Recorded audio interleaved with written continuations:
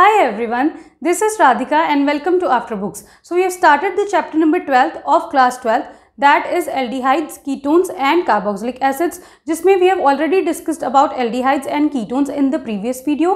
उस video का link आपको मिल जाएगा इस video के description box में. Now in this video we will discuss about carboxylic acids. So let's get started.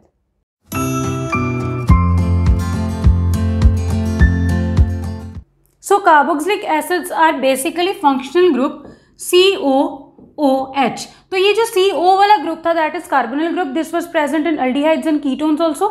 यहाँ पे क्या है, एक additional OH वाला ग्रुप है. So अगर यहाँ पे है इस वैलेंसी पे, ये जो अनसेटिस्फाइड वैलेंसी है, अगर यहाँ पे है H तो ये क्या हो गया, फॉर्मिक एसिड. अगर यहीं पे हो जाता R तो ये हो जाता एलिफेटिक कार्बोक्सिलिक एसिड. एंड अगर यहीं पे हो जाता कोई AR group that is benzene ring attach होती तो ये क्या हो जाता, aromatic carboxylic acid. Now let's discuss the classification.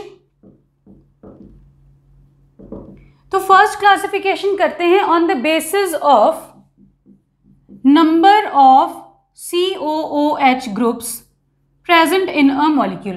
तो अगर यहाँ पे एक ही किसी मॉलिक्यूल में COOH ग्रुप है तो उसको क्या बोल देंगे, मोनोकार्बोक्सिलिक एसिड. सिमिलरली दो बार है COH ग्रुप तो वो हो गया डाइकार्बोक्सिलिक एसिड. एंड दो से भी ज्यादा बार है तो क्या हो गया, पॉलीकार्बोक्सिलिक एसिड. सो मोनोकार्बोक्सिलिक एसिड का क्या एग्जाम्पल हो गया, एक तो यही HCOOH which is formic acid. Clearly यहाँ पे एक ही बार आ रहा है ये वाला ग्रुप. सिमिलरली इसका और क्या एग्जाम्पल हो जाएगा, ये which is ethanoic acid.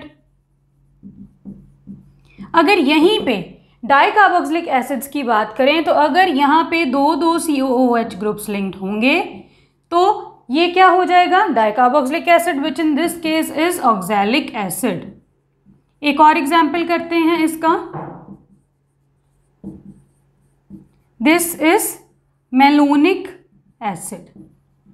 Similarly अगर किसी कंपाउंड में दो से भी ज्यादा यहाँ पे COH ग्रुप्स प्रेजेंट हैं, फॉर एग्जाम्पल यहाँ पे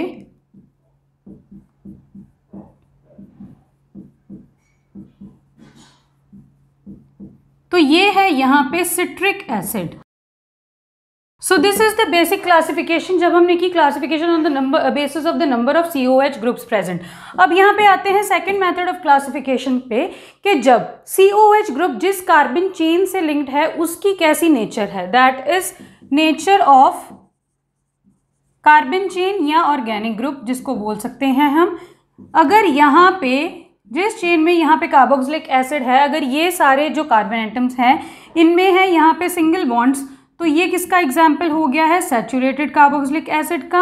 एंड अगर यहीं पे ही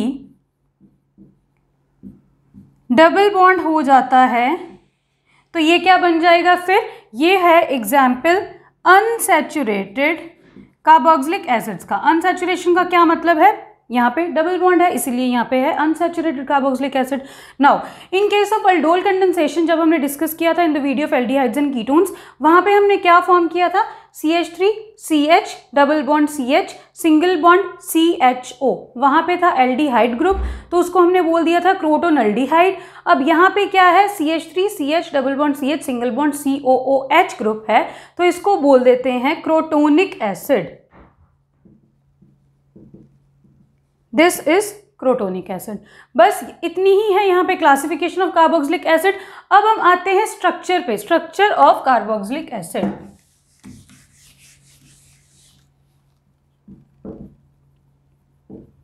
सो स्ट्रक्चर हम कार्बोनिल ग्रुप का ऑलरेडी डिस्कस कर चुके हैं एल्डिहाइड्स एंड कीटोन्स वाली वीडियो में. अगर हम यहाँ पे देखें तो ये कार्बन कौन सा हाइब्रिडाइज्ड है, sp2 हाइब्रिडाइज्ड.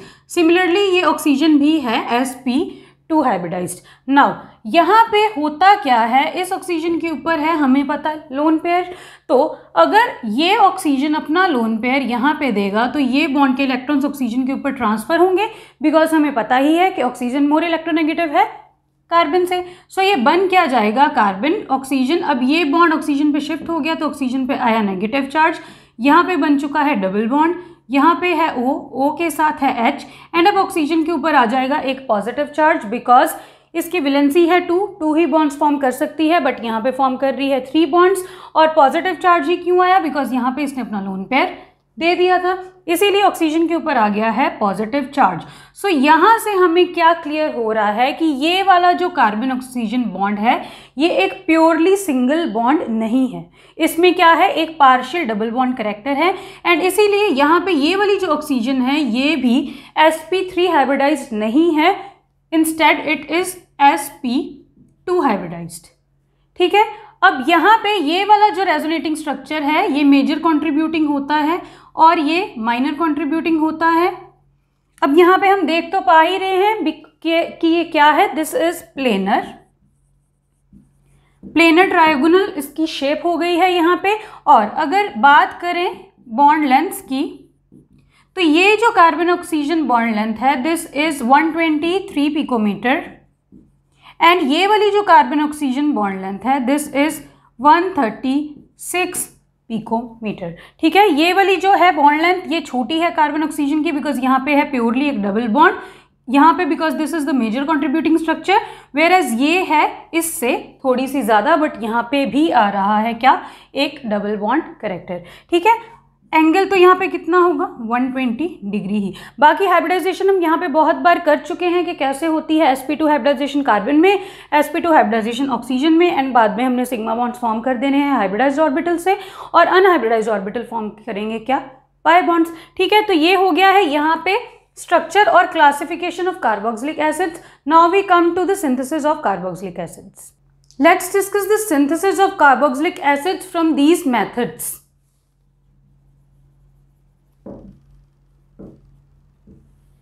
नाउ सबसे पहले है यहाँ पे ऑक्सीडेशन। तो सबसे पहले तो हम कॉमन ऑक्सीडेशन के क्राइटेरिया की बात करते हैं। अगर यहाँ पे है हमारे पास अल्केन, अल्केन की ऑक्सीडेशन करवाएंगे तो यहाँ से पहले क्या बनेगा, अल्कोहल, अल्कोहल की ऑक्सीडेशन करवाएंगे तो बनेगा एल्डिहाइड, और एल्डिहाइड की भी ऑक्सीडेशन करवा देंगे तो यहाँ पे हमें मिल जाएगा कार्बोक्सिलिक एसिड। ठीक है, ये है जर्नल ऑक्सीडेशन का क्राइटेरिया। नाउ अगर यहाँ पे हम सबसे पहले बात कर रहे हैं टोलुइन की, या जिसको बोलते हैं मिथाइल बेंजीन, अगर हमने इसकी ऑक्सीडेशन करवाई किसी स्ट्रॉन्ग ऑक्सीडाइजिंग एजेंट के साथ, फॉर एग्जाम्पल KMNO4, तो ये है एक स्ट्रॉन्ग ऑक्सीडाइजिंग एजेंट। तो अगर यहाँ से हम स्टार्ट कर रहे हैं, बस R की जगह पे AR ही तो है, अगर हमने यहाँ पे एक स्ट्रॉन्ग ऑक्सीडाइजिंग एजेंट लगा दिया है तो उसने क्या करना है, यहाँ से यहाँ, यहाँ से यहाँ, और एंड प्रोडक्ट हमें क्या मिलेगा फिर यहाँ से, कार्बोक्सिलिक एसिड। सो बेसिकली यहाँ पे होगा क्या, जब हमने टोलुइन में KMNO4 ऐड किया है तो यहाँ पे डायरेक्ट COOH ग्रुप अटैच हो जाएगा। नाउ अगर यहाँ पे कुछ भी सब्सटीट्यूशन हो बेंजीन रिंग के बाहर से, यहाँ पे CH2CH3 होता, इसमें हम KMNO4 ऐड करते, ऑक्सीडेशन करते, तो यहाँ पे क्या होता, सिमिलरली ये वाला जो कार्बन है जो बिल्कुल इससे जॉइंट है, इस कार्बन ने कन्वर्ट होना है किस में, COOH में। दैट इज ये वाला कार्बन कन्वर्ट होगा COOH में जो इसके साथ डायरेक्टली अटैच है। और ये कब तक होगा, जब तक ये बेंजीन से ये जो कार्बन अटैच है जब तक इसके पास कोई ना कोई हाइड्रोजन प्रेजेंट होगा। ठीक है, मीन्स अगर यहाँ पे हमने एक ऐसा कार्बन लिया जिसके आसपास सारी ही सब्स्टिट्यूशन है, से यहाँ पे है मिथाइल ग्रुप्स, तो जब हम इसकी KMNO4 के साथ ऑक्सीडेशन करेंगे तो यहाँ पे होगी नो रिएक्शन।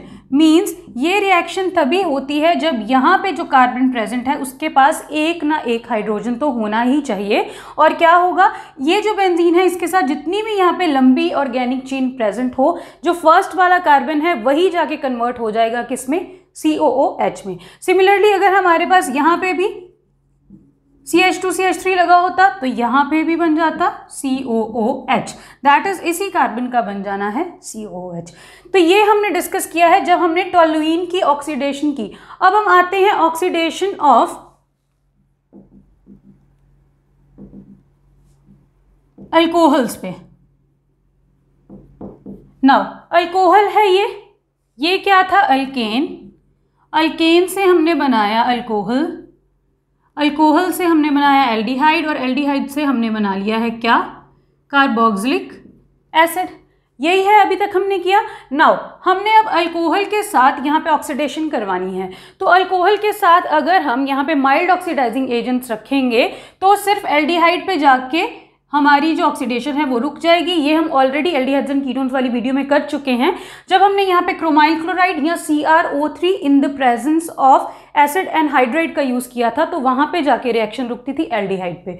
बट अगर अब हमें यहाँ पे सिंथेसाइज करने हैं एसिड्स, तो हम क्या करेंगे, इसको देंगे स्ट्रॉन्ग ऑक्सीडाइजिंग एजेंट, ताकि रिएक्शन यहाँ पे ना रुके और डायरेक्ट क्या फॉर्म हो जाए, एसिड। ठीक है, या अगर रिएक्शन इसके थ्रू प्रोसीड हो रही है, कहने का मतलब क्या है कि हमें यहाँ पे देना है स्ट्रॉन्ग ऑक्सीडाइजिंग एजेंट, ताकि जो एंड प्रोडक्ट है रिएक्शन का वो होना चाहिए कार्बोक्सिलिक एसिड, जिन्हें हम यहाँ पे सिंथेसाइज करना चाहते हैं।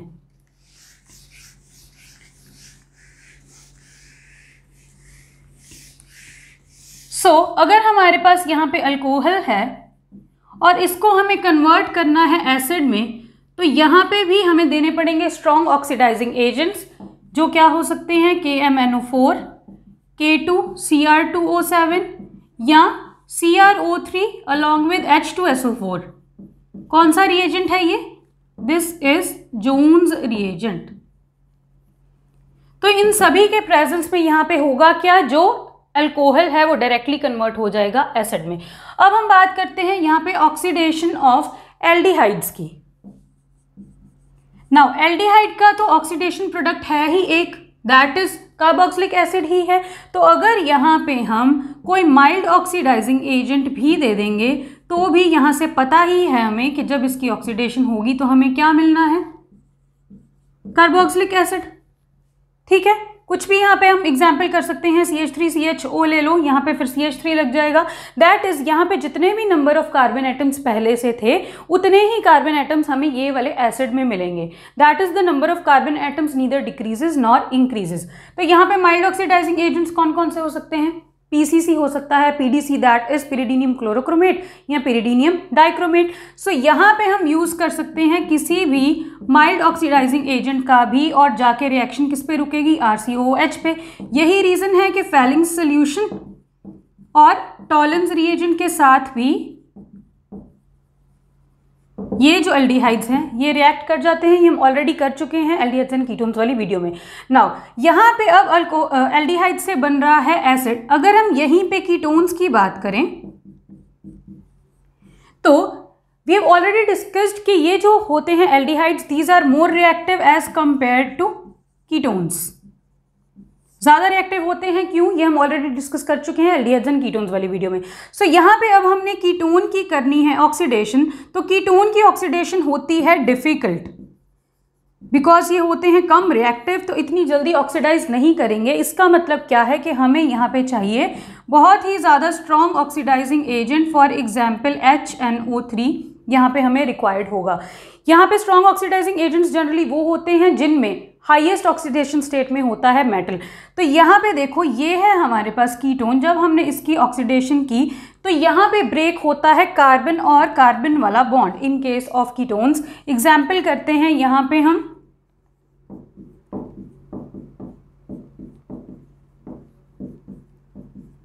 स्ट्रॉन्ग ऑक्सीडाइजिंग एजेंट के साथ यहाँ पे रिएक्शन की, तो यहाँ पे अब ये जो कार्बोनिल ग्रुप है, इससे एडजेसेंट वाला कार्बन कार्बन बॉन्ड ब्रेक करना है। वो ये भी ब्रेक हो सकता है, वो ये भी ब्रेक हो सकता है। से यहाँ पे ये है एक सिमेट्रिकल कीटोन। तो जब तक यहाँ पे एक सिमेट्रिकल कीटोन है, तो कहीं से भी बॉन्ड ब्रेक करेंगे एक ही प्रोडक्ट आएगा, सेम प्रोडक्ट आएगा, उसमें कोई भी डिफरेंस नहीं है।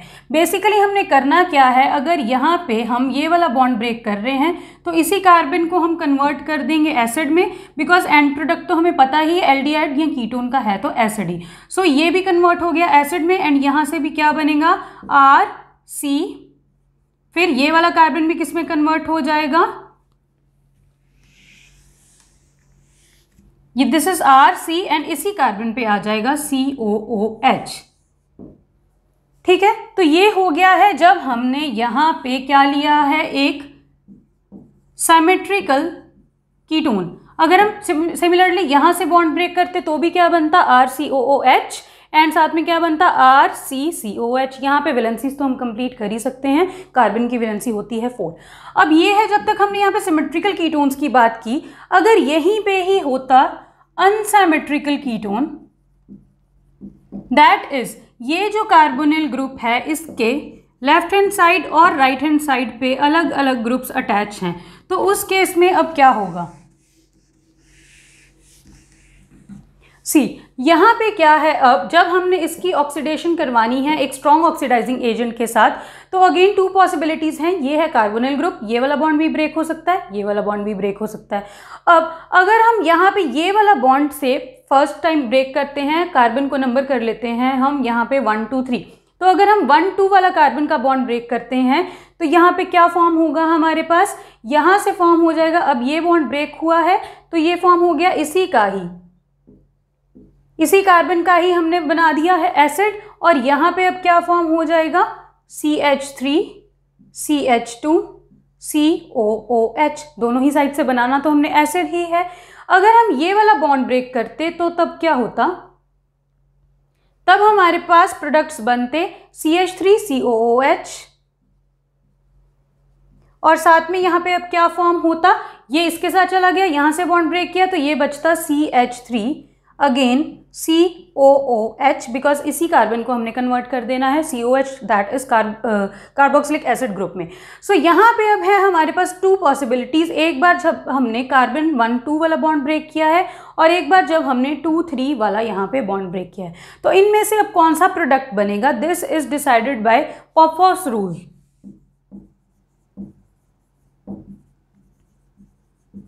तो अकॉर्डिंग टू दिस रूल जब भी हमारे पास अनसिमेट्रिकल कीटोन्स हैं और हमने उनकी ऑक्सीडेशन करनी है तो जो कार्बोनिल ग्रुप है वो जाएगा छोटे वाले अल्काइल ग्रुप के साथ, दैट इज ये है कार्बोनिल ग्रुप, इसके आसपास ये दो ग्रुप्स अटैच हैं, इन दोनों में से छोटे वाला अल्काइल ग्रुप कौन सा है, ये है मिथाइल ग्रुप, ये है इथाइल ग्रुप, तो ये है छोटा वाला ग्रुप, ठीक है। तो ये जो कार्बोनिल है इसने जाना है छोटे वाले अल्काइल ग्रुप के साथ, दैट इज ये वाला बॉन्ड यहाँ से ब्रेक करेगा, और जब ये वाला बॉन्ड ब्रेक करेगा तो ये कब है, जब कार्बन 2 और कार्बन 3 वाला बॉन्ड ब्रेक किया, दैट इज जब ये वाले प्रोडक्ट्स बने, दैट इज 2 टाइम्स बन जाएगा यहाँ पे क्या, एसिटिक एसिड, या जिसको हम बोलते हैं इथेनोइक एसिड।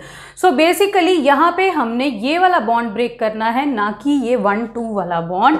ये डिसाइड किसने किया है, पॉपॉफ्स रूल ने। इस रूल के अकॉर्डिंग क्या है कि अगर हमारे पास अनसिमेट्रिकल कीटोन है तो उसके लेफ्ट हैंड साइड और उसके राइट हैंड साइड पे हमने देखना है कि कौन सा अल्काइल ग्रुप छोटा है, जो अल्काइल ग्रुप छोटा उसी के साथ जाएगा ये CO वाला ग्रुप और उसके नेक्स्ट वाला बॉन्ड ब्रेक हो जाएगा, ठीक है। तो यहाँ पे हमने कर लिया ऑक्सीडेशन सबका, किसका किसका हमने यहाँ पे ऑक्सीडेशन किया है, एरोमेटिक हाइड्रोकार्बन का भी कर लिया, अल्कोहल का भी, एल्डिहाइड कीटोन का भी, सब ने किस में कन्वर्ट होना है, एसिड में रिस्पेक्टिवली। अब हम आते हैं यहाँ पे नेक्स्ट पे, that is synthesis from Grignard reagent.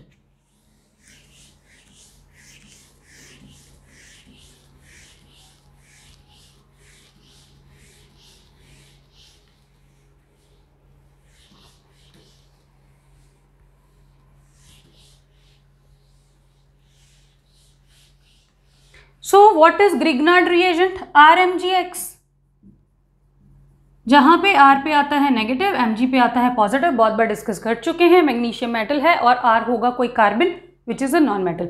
सो अगर हमने अब इसको भी पहले फॉर्म करना है तो कैसे करेंगे, अगर हमारे पास है RX, what is RX, alkyl halide, यहाँ पे हेलो एल्केन में अगर हमने ऐड कर दिया है Mg in the presence of dry ether तो ये क्या हो जाएगा, RMgX बन जाएगा, ठीक है। और अगर यहाँ पे हम प्रिसाइजली बोलें तो ग्रिग्नार्ड रिएजेंट होता है RMgBr, ठीक है। तो यहाँ पे होती है ब्रोमीन। नाउ अब हमने करना क्या है, हमने इसकी रिएक्शन करनी है with solid carbon dioxide which is known as dry ice. तो इसके साथ जब रिएक्शन करेंगे तो होगा क्या, ये है हमारे पास RMgX, R negative Mg positive, reaction करवानी है कार्बन डाइऑक्साइड के साथ, ऐसे होता है कार्बन डाइऑक्साइड। नाउ अगर ये वाला जो ऑक्सीजन है ये कार्बन से ऑक्सीजन मोर इलेक्ट्रोनेगेटिव होता है, बहुत बार डिस्कस कर चुके हैं। तो अगर ये बॉन्ड के इलेक्ट्रॉन्स यहाँ पे ट्रांसफर होंगे तो कार्बन पे कौन सा चार्ज आएगा, पॉजिटिव चार्ज। सिमिलरली यहाँ पे है नेगेटिव चार्ज, यहाँ पे है पॉजिटिव चार्ज, जस्ट हमने करना क्या है, नेगेटिव के साथ पॉजिटिव, पॉजिटिव के साथ नेगेटिव, तो ये बन क्या जाएगा, जहाँ पे भी ग्रिग्नार्ड रिएजेंट होता है वहाँ पे ड्राई ईथर होता है सॉल्वेंट, बिकॉज ऑब्वियसली वाटर के साथ ये रिएक्ट करके बना लेता है क्या, अल्केन्स। ये भी हम ऑलरेडी हेलो अल्केन्स वाली वीडियो में डिस्कस कर चुके हैं। सो यहाँ पे अब क्या आ गया है, दिस इज कार्बन, कार्बन के साथ ऑलरेडी है यहाँ पे डबल बॉन्ड O। तो अब ये ऑक्सीजन पे जब नेगेटिव चार्ज आएगा तो उस नेगेटिव के साथ कौन जाएगा, ये पॉजिटिव, दैट इज MgX। और यहाँ पे जब इस ऑक्सीजन पे देखो, इस ऑक्सीजन पे आया नेगेटिव चार्ज, इसके साथ गया पॉजिटिव, कार्बन पे आया पॉजिटिव चार्ज, पॉजिटिव के साथ कौन जाएगा, नेगेटिव। ठीक है, कुछ भी नहीं किया हमने, just positive negative negative positive, इतना ही किया है अभी तक हमने। अब यहाँ पे देखो नेक्स्ट क्या होगा, जब हमने इसकी हाइड्रोलिसिस करनी है, बहुत बार हम कर चुके हैं हाइड्रोलिसिस। यहाँ पे ऑक्सीजन और मैग्नीशियम में से oxygen is electronegative, magnesium is electropositive. तो जब ये बॉन्ड ब्रेक करेगा, नेगेटिव को दे दो H पॉजिटिव, पॉजिटिव को दे दो क्या, OH नेगेटिव। तो ये क्या बन गया, RCO। यहाँ पे क्या गया, O नेगेटिव के साथ H पॉजिटिव, तो ये बन गया एसिड। साथ में क्या बना, MgOH। और अगर यहीं पे Br होता तो यहाँ पे भी बन जाता MgOH Br। बन गया है, यहाँ से एसिड फॉर्म कर लिया हमने। तो ये हमने कब किया है कि जब हमने ग्रिग्नार्ड रिएजेंट की रिएक्शन करवाई, किसके साथ, ड्राई आइस के साथ, ईथर सॉल्वेंट लिया है। यहाँ पे जब ये वाला बॉन्ड ब्रेक होगा, इस पे आएगा नेगेटिव चार्ज, इस पे आएगा पॉजिटिव चार्ज। तो जब ये वाला बॉन्ड ब्रेक होगा, इस पे आएगा नेगेटिव, इस पे आएगा पॉजिटिव, नेगेटिव को पॉजिटिव, पॉजिटिव को नेगेटिव दे दिया, हाइड्रोलिसिस करवा दी, एंड मिल गया है हमें एसिड, ऑब्टेन हो गया। ये भी हो गया है हमारा। ग्रिग्नार्ड रिएजेंट को प्रिपेयर कैसे करेंगे, RX + Mg। आते हैं नेक्स्ट पे, जब हमने सिंथेसिस करना है एसिड डेरिवेटिव से। सो एसिड डेरिवेटिव में क्या क्या आएगा, acid chloride, acid anhydride, ester.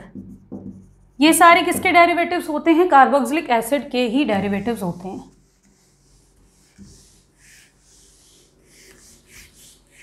सबसे पहले करते हैं यहाँ पे synthesis from acid chloride. What is acid chloride, RCOCl।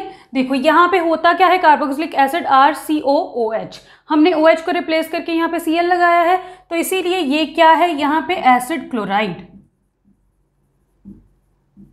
जब हम यहाँ पे इसकी हाइड्रोलिसिस करेंगे, या इसको यहाँ पे H पॉजिटिव देंगे या किसी भी तरह से, बेसिकली यहाँ पे हम कर रहे हैं हाइड्रोलिसिस, तो हाइड्रोलिसिस करेंगे तो again water will break into H positive OH negative.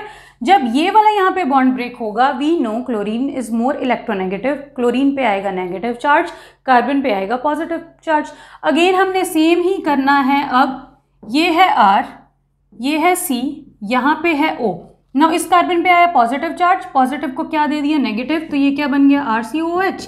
And साथ में Cl पे गया नेगेटिव चार्ज, यहाँ पे है H पॉजिटिव, तो साथ में क्या बन गया, HCl बन गया, यहाँ से भी एसिड। नेक्स्ट करते हैं हम यहाँ पे synthesis from acid anhydride. Acid anhydride is this. Again इसकी भी हम करेंगे जब यहाँ पे हाइड्रोलिसिस, तो क्या होगा, अब यहाँ पे ये कार्बन और ऑक्सीजन बॉन्ड में हमें पता ही है ऑक्सीजन इज मोर इलेक्ट्रोनेगेटिव, चाहे ये बॉन्ड तोड़ो चाहे ये बॉन्ड तोड़ो, एक ही बात है। So oxygen is more electronegative, जब ये बॉन्ड टूटेगा तो इस पे आएगा नेगेटिव चार्ज और इस पे आएगा पॉजिटिव चार्ज, नेगेटिव के साथ पॉजिटिव, पॉजिटिव के साथ नेगेटिव। यहाँ पे हम ऐसे लिख लेते हैं, यहाँ पे अगेन हमें यही मिल रहा है। सारे केसेस में हम हाइड्रोलिसिस ही कर रहे हैं और जस्ट चार्जेस जो ओपोजिट है उनको एक दूसरे के साथ अटैच कर रहे हैं। अब इस पे आया पॉजिटिव तो इसके साथ क्या जाएगा, नेगेटिव वाला OH, और इस पे आया नेगेटिव तो इसके साथ क्या जाएगा, ये RCOO, इसके साथ गया H पॉजिटिव, तो अगेन ये क्या बन गया, RCOOH। दैट इज दो बार यहाँ पे बन गया है RCOOH।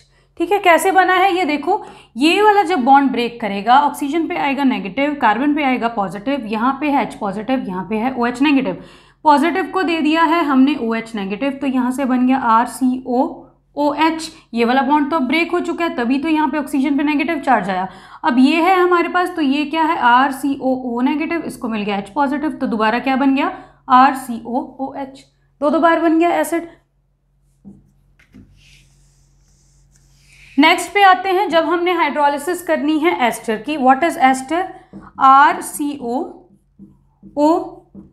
ये दोनों ग्रुप सेम भी हो सकते हैं, डिफरेंट भी हो सकते हैं। अगेन जब इसकी हाइड्रोलिसिस करेंगे तो ये वाला बॉन्ड ब्रेक करेगा, अगेन ऑक्सीजन पे नेगेटिव, कार्बन पे पॉजिटिव, पॉजिटिव को दे दिया OH नेगेटिव, तो ये क्या बन गया, RCOOH। साथ में यहाँ पे क्या बना, R-O पे नेगेटिव, उसके पास क्या गया H पॉजिटिव, तो ये बन गया R-OH। सो बेसिकली जब हमने एस्टर की हाइड्रोलिसिस करवाई है तो यहाँ पे हमें ऑब्टेन क्या हो रहा है, एक अल्कोहल ऑब्टेन हो रहा है और एक एसिड ऑब्टेन हो रहा है। ठीक है, तो ये हमने यहाँ पे किया है सिंथेसिस किससे, एसिड डेरिवेटिव से। अब हम आते हैं synthesis from nitriles. What are nitriles, RC triple bond N। तो जब हमने इसकी करनी है हाइड्रोलिसिस, तो देखो अगर तो हम चाहते हैं कि हम इसको अमाइड के थ्रू इसको फॉर्म करें, तो हमें यहाँ पे क्या करना है, ये वाले जो दो बॉन्ड्स हैं इनको तोड़ेंगे। देखो पहला बॉन्ड तोड़ा, कार्बन और नाइट्रोजन में से ज़्यादा इलेक्ट्रोनेगेटिव है नाइट्रोजन, तो ऑब्वियसली नाइट्रोजन पे आएगा नेगेटिव चार्ज, कार्बन पे आएगा पॉजिटिव चार्ज। तो जब यहाँ पे वाटर आएगा तो क्या होगा, इस तरफ नाइट्रोजन के पास आएगा H, कार्बन के पास आएगा OH, जब ये पहले वाला बॉन्ड ब्रेक किया। सिमिलरली जब ये सेकंड वाला ये जो बॉन्ड है, ये जो डबल बॉन्ड है, इसको ब्रेक करेंगे तो अगेन N के पास जाएगा H, कार्बन के पास क्या जाएगा OH। तो ये बन क्या गया है, इधर वाला पोर्शन अभी देखते हैं, R के साथ है C के साथ है दो OH। तो यहाँ से दो OH तो रह नहीं सकते, वाटर निकल जाएगा, क्या बचेगा RCO। डायरेक्टली यहाँ पे लिखते हैं, ये क्या बना RCO। अब यहाँ पे क्या है, N के पास चले गए दो H, NH2, और ये बॉन्ड तो अभी हमने ब्रेक किया नहीं, इसीलिए ये बॉन्ड हमने अभी यहाँ पे शो किया है। सो ये जो बना है इसको बोलते हैं amide, RCONH2। This is amide which is again a derivative of acid. So जब हमने यहाँ पे आगे फर्दर हाइड्रोलिसिस की तो क्या होगा, अगेन ये वाला बॉन्ड ब्रेक करेगा, हमें पता ही है नाइट्रोजन ज़्यादा इलेक्ट्रोनेगेटिव है, इसके पास जाएगा H, इसके पास जाएगा OH, तो ये दोबारा क्या बन गया RCOOH। और साथ में यहाँ पे क्या फॉर्म हो गया है NH3, दैट इज अमोनिया। ये तो तब है जब हमने रिएक्शन प्रोसीड करवाई किसके थ्रू, अमाइड के थ्रू। अगर हमें डायरेक्ट ही यहाँ पे रिएक्शन करवानी है कि अगर हमें ये नाइट्राइल गिवन है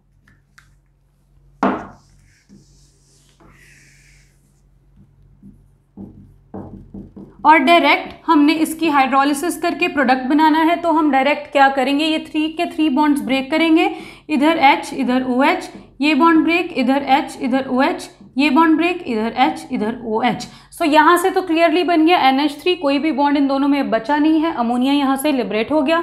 साथ में अब यहाँ पे बना क्या है RC, इसके साथ क्या है OH, OH, OH। एक कार्बन पे इतने हाइड्रोक्सिल ग्रुप्स नहीं रह सकते हैं, यहाँ से वाटर जाएगा तो क्या बन जाएगा RCOOH, बन तो गया एसिड। ठीक है, सिमिलरली यहाँ पे भी हम क्या कर सकते थे, जब हमने नाइट्राइल के सिर्फ 2 बॉन्ड्स ब्रेक किए हैं वाटर की एडिशन करवा के, तो यहाँ पे हम ये भी कर सकते हैं RC ट्रिपल बॉन्ड N। जब हमने इसकी हाइड्रोलिसिस की तो ये दोनों बॉन्ड्स को ब्रेक किया तो कार्बन की 2 वैलेंसीज कम हुई, कार्बन को दे दिया डायरेक्ट ऑक्सीजन, नाइट्रोजन की 2 वैलेंसीज कम हुई तो इसको दे दिए डायरेक्ट H2, तो ये भी तो H2O की एडिशन करवाई है। ये सारी ट्रिक्स हैं रिएक्शन की, आप किसी भी ट्रिक से इस रिएक्शन को कर सकते हो। सो बेसिकली हमने यहाँ पे नाइट्राइल्स और एसिड डेरिवेटिव्स दोनों से सिंथेसिस की है कार्बोक्सिलिक एसिड्स की। बट अगर हम यहाँ पे कंपैरिजन करें कि acid chloride, acid anhydride, ester और अमाइड में से सबसे ज़्यादा रिएक्टिव, दैट इज सबसे इजीली यहाँ पे हाइड्रेशन कौन करेगा, so the order of hydration is, सबसे ज़्यादा जल्दी हाइड्रेशन करेगा acid chloride which is basically RCOCl, ये करेगा फर्स्ट नंबर पे। सेकंड नंबर पे करेगा acid anhydride which is RCOOCOR। Third number पे रिएक्शन देगा एस्टर,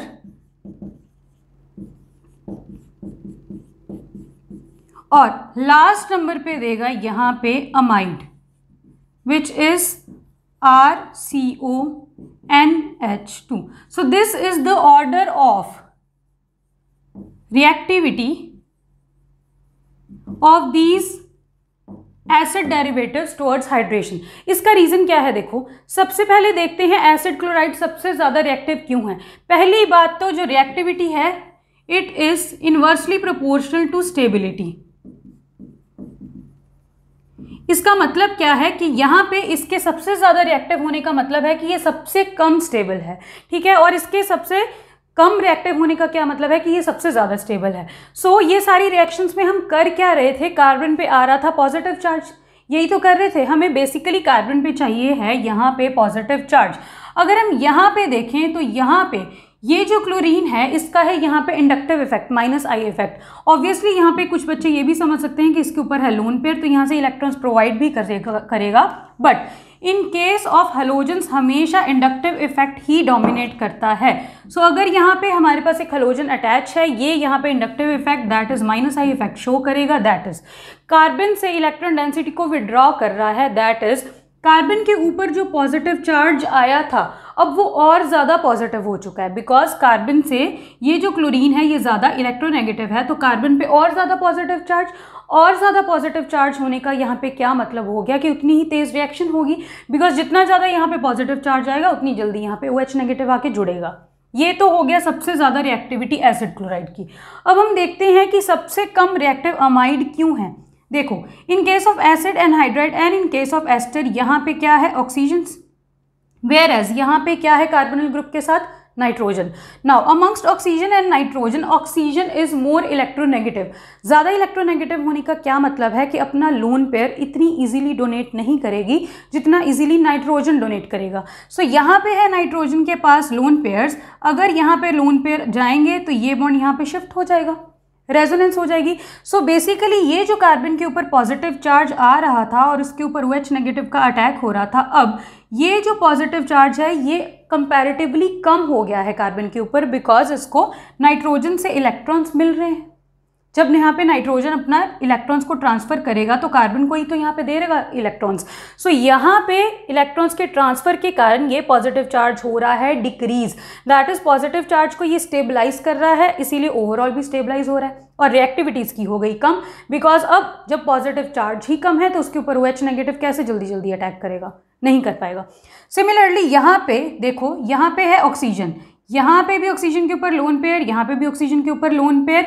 अब जब इन दोनों में हम कंपैरिजन देखेंगे तो इन दोनों में क्या है, यहाँ पे है तो दोनों oxygen, same electronegativity, carbonyl group भी अटैच है। बट इस केस में क्या है, इन केस ऑफ एस्टर ये जो ऑक्सीजन है इसने सिर्फ एक ही कार्बोनिल ग्रुप को स्टेबलाइज करना है, दैट इज एक ही कार्बोनिल ग्रुप के पॉजिटिव चार्ज को कम करना है। Whereas in case of acid anhydride ये जो ऑक्सीजन है इसने यहाँ पे दो कार्बोनिल ग्रुप्स के कार्बन के पॉजिटिव चार्ज को कम करना है। ठीक है, तो ज़्यादा कम कहाँ पे हो पाएगा पॉजिटिव चार्ज, अगर यहाँ पे ये ऑक्सीजन ने लोन पेयर दिए और ये बॉन्ड यहाँ पे शिफ्ट हुआ तो ये जो कार्बन है ये इसका पॉजिटिव चार्ज ज़्यादा कम होगा या ये वाले कार्बन का। ऑब्वियसली यहाँ पे, बिकॉज यहाँ पे तो जो लोन पेयर है वो दोनों को ही स्टेबलाइज करने में लगा हुआ है, सो यहाँ पे कार्बन का पॉजिटिव चार्ज इतना कम नहीं हो पाएगा। अभी भी कार्बन पे अच्छा पॉजिटिव चार्ज है, अभी भी रिएक्शन करेगा तो ज़्यादा रिएक्टिव होगा। वेयर एज इस केस में क्या है, इस ऑक्सीजन ने एक ही कार्बन को स्टेबलाइज करना है, एक ही कार्बन के पॉजिटिव चार्ज को कम करना है, कम कर पा रहा है। जब कम कर पा रहा है तो OH नेगेटिव का अटैक इतनी जल्दी नहीं होगा। सो ये जो हाइड्रेशन रिएक्शन है इनके लिए रिएक्टिविटी ऑर्डर क्या है, सबसे ज़्यादा एसिड क्लोराइड, उसके बाद एनहाइड्राइड, उसके बाद एस्टर, एंड सबसे कम रिएक्टिव होंगे यहाँ पे अमाइड्स। और अगर स्टेबिलिटी की बात करें तो obviously the order will get reversed. So यहाँ पे हमने कर लिया है synthesis of carboxylic acids. Coming to the physical properties of carboxylic acids, physical properties में जो एलिफेटिक कार्बोक्सिलिक एसिड्स हैं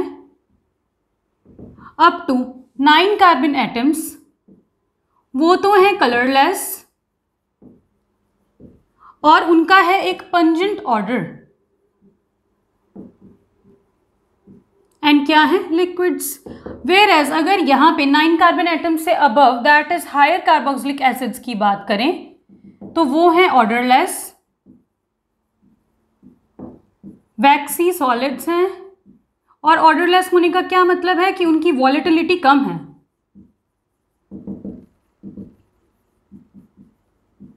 तो ये तो हो गया अबाउट कलर एंड ऑर्डर। अगर हम यहीं पे बात करें सॉल्युबिलिटी की तो जो लोअर मेंबर्स हैं यहाँ पे लोअर कार्बोक्सिलिक एसिड्स हैं वो होंगे सॉल्युबल इन वाटर। अगेन इसका रीजन क्या है, हाइड्रोजन बॉन्डिंग। हाइड्रोजन बॉन्डिंग कहाँ कहाँ पे हो सकती है? ऑक्सीजन की हाइड्रोजन के साथ, नाइट्रोजन की हाइड्रोजन के साथ, या फ्लोरीन की हाइड्रोजन के साथ। सो यहाँ पे ऑक्सीजन प्रेजेंट होते हैं in case of carboxylic acid, so यहाँ पे हो सकती है हाइड्रोजन बॉन्डिंग। यहीं पे पहले अगर डेंसिटी की बात करें तो डेंसिटी इनकी है less than that of water. So soluble है वाटर में, क्योंकि यहाँ पे करेंगे हाइड्रोजन बॉन्डिंग। कैसे करेंगे हाइड्रोजन बॉन्डिंग?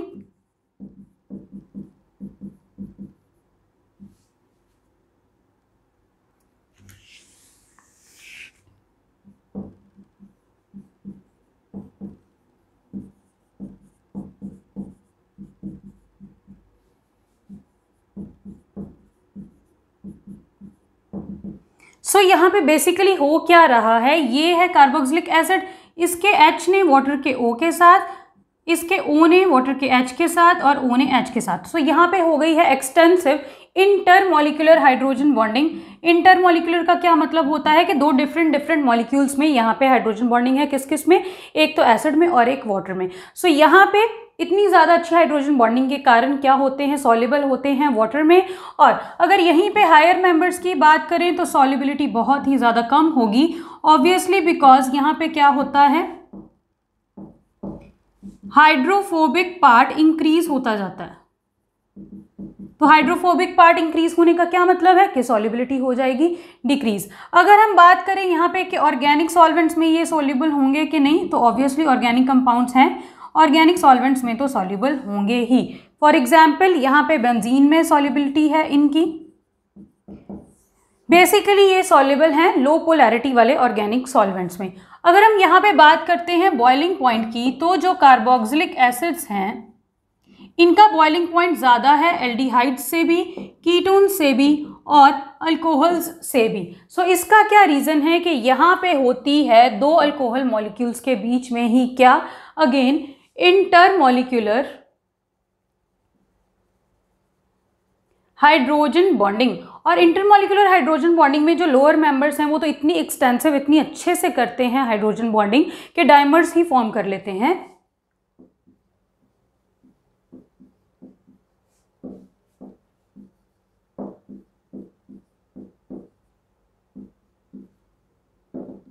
सो ये है यहाँ पे वन कार्बोक्सिलिक एसिड, ये है दूसरा कार्बोक्सिलिक एसिड। यहाँ पे क्या हो गया है, इस एक कार्बोक्सिलिक एसिड के ऑक्सीजन की दूसरे कार्बोक्सिलिक एसिड के हाइड्रोजन के साथ हो गई है इंटरमॉलिक्यूलर हाइड्रोजन बॉन्डिंग, एंड ये यहाँ पे क्या फॉर्म हो गया है, डाइमर। तो ऑलरेडी यहाँ पे वैन डर वाल्स फोर्सेस तो हैं ही, डाइपोल फोर्सेस भी हैं, हाइड्रोजन बॉन्डिंग है और हाइड्रोजन बॉन्डिंग के कारण यहाँ पे हो गया डाइमर।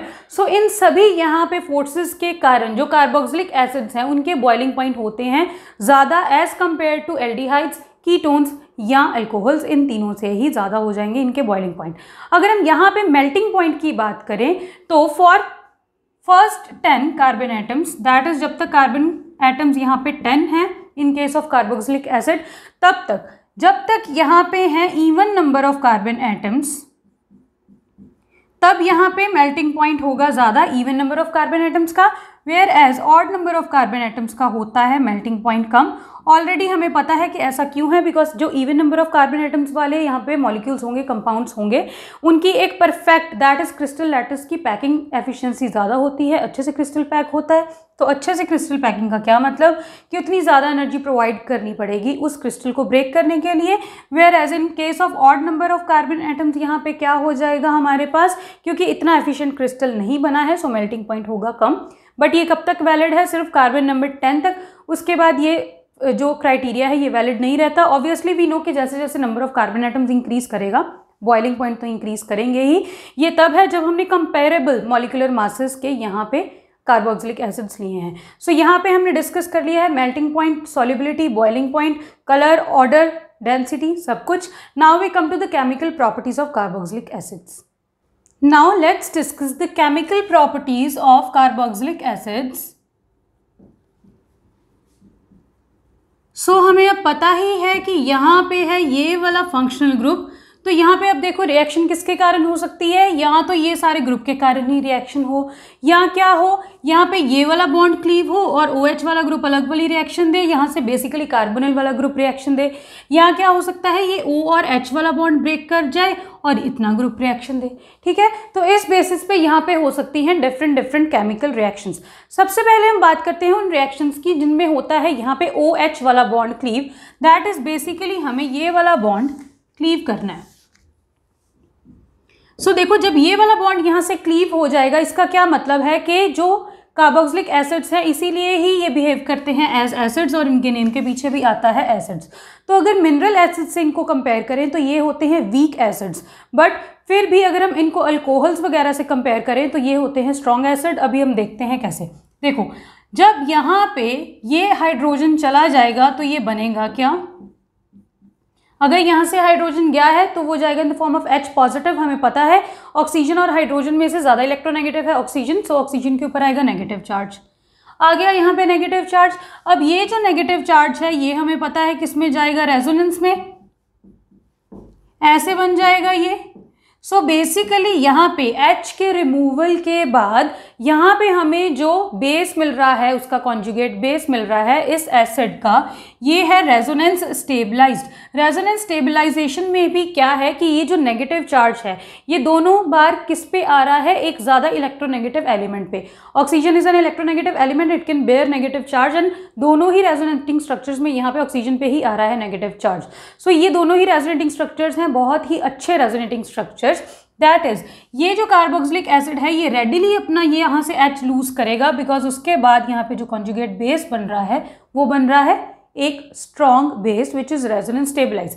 इसी कारण यहाँ पे जो एसिडिटी होती है कार्बोक्सिलिक एसिड्स की वो ही होती है बहुत ही ज़्यादा अच्छी, इसीलिए ही इनको बोलते हैं यहाँ पे एसिड्स, बिकॉज यहाँ पे ये लूज कर सकते हैं H पॉजिटिव को। ठीक है, अगर यहीं पे हम बात करें कि कौन से फैक्टर्स इसको स्टेबलाइज करेंगे और कौन से फैक्टर्स इसको डिस्टेबलाइज करेंगे, तो जो इलेक्ट्रॉन विड्रॉइंग ग्रुप्स होते हैं वो करते हैं एसिडिटी को इंक्रीज, और जो इलेक्ट्रॉन डोनेटिंग ग्रुप्स होते हैं वो करते हैं एसिडिटी को डिक्रीज। तो इसका रीज़न क्या है, देखो अगर यहाँ पे कोई इलेक्ट्रॉन विड्रॉइंग ग्रुप प्रेजेंट होगा, यहाँ पे R होगा ना, अगर यहाँ पे R है तो अगर ये वाला जो R ग्रुप यहाँ पे प्रेजेंट है ये है electron withdrawing group, that is electrons को अपनी तरफ विड्रॉ कर सकता है। तो ये बेसिकली करेगा क्या, ये जो नेगेटिव चार्ज है इसको स्टेबलाइज करने की कोशिश कर रहा है इलेक्ट्रॉन्स को विड्रॉ करके। हम बेसिकली यही चाहते हैं कि अगर किसी चीज़ के ऊपर, देखो कोई भी स्पीशीज तब स्टेबल होती है जब उसके ऊपर कोई भी चार्ज ना हो, चाहे ये रेजोनेटिंग स्ट्रक्चर्स कितने भी पॉसिबल हों, बट यहाँ पे चार्ज तो है ना। अब हमें ये जो नेगेटिव चार्ज है हमें इसको मिनिमाइज करना है, बेसिकली हम इसको न्यूट्रल बनाना चाहते हैं। तो न्यूट्रल बनाने के लिए हमें क्या करना पड़ेगा कि ये नेगेटिव चार्ज को किसी तरह हम कम करें। ठीक है, तो कम कौन करेगा, जो इलेक्ट्रॉन विड्रॉ करेगा। अगर यहाँ पे इलेक्ट्रॉन विड्रॉइंग ग्रुप लगा है तो वो यहाँ से इलेक्ट्रॉन्स को विड्रॉ करेगा, मींस यहाँ पे फिर भी थोड़ा बहुत पॉजिटिव चार्ज देने की कोशिश करेगा और ये चार्ज फिर भी न्यूट्रलाइज हो सकता है। बट अगर यहीं पे ही हम इलेक्ट्रॉन डोनेटिंग ग्रुप्स यहाँ पे लगा रहे हैं तो इलेक्ट्रॉन डोनेटिंग ग्रुप्स तो यहाँ पे और ज़्यादा इलेक्ट्रॉन्स डोनेट करेंगे, ये जो नेगेटिव चार्ज आ रहा है इसको और ज़्यादा इंटेंसीफाई कर रहे हैं स्टेबलाइज करने की बजाय। तो यहाँ पे और ज़्यादा नेगेटिव चार्ज आने का क्या मतलब हो गया है कि अब इसको न्यूट्रल तो हम बना ही नहीं पाएंगे। इसीलिए जो इलेक्ट्रॉन विड्रॉइंग ग्रुप्स होते हैं वो इंक्रीज करते हैं एसिडिटी को, वेयर एज जो इलेक्ट्रॉन डोनेटिंग ग्रुप्स होते हैं दे डिक्रीज दी एसिडिटी। ठीक है, तो यहाँ पे अगर हम कंपैरिजन करें, ये है कार्बोक्सिलिक एसिड, 3 कार्बोक्सिलिक एसिड्स ले लिए हैं हमने यहाँ पे।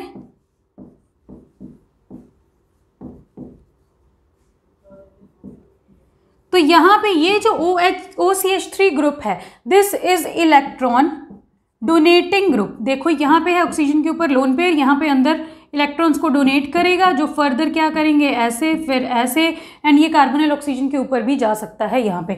सिमिलरली यहाँ पे तो कोई भी डोनेटिंग भी ग्रुप प्रेजेंट नहीं है, विड्रॉइंग भी नहीं। अब ये जो है NO2 this is electron withdrawing group, तो इलेक्ट्रॉन्स को विड्रॉ करेगा। तो इलेक्ट्रॉन विड्रॉइंग ग्रुप्स ने क्या करना है, एसिडिटी को इंक्रीज करना है। तो अगर इन तीनों में से देखें तो सबसे ज़्यादा एसिडिक है ये, फिर ये, और सबसे कम एसिडिक है ये। ठीक है, सो ये हो गई है यहाँ पे एसिडिटी जब हमने कंपेयर करी। अगर हम यहीं पे ही RCOOH और ROH that is alcohols and carboxylic acids की एसिडिटी को कंपेयर करें तो यहाँ से जब H जाएगा तो ये बनेगा RO नेगेटिव।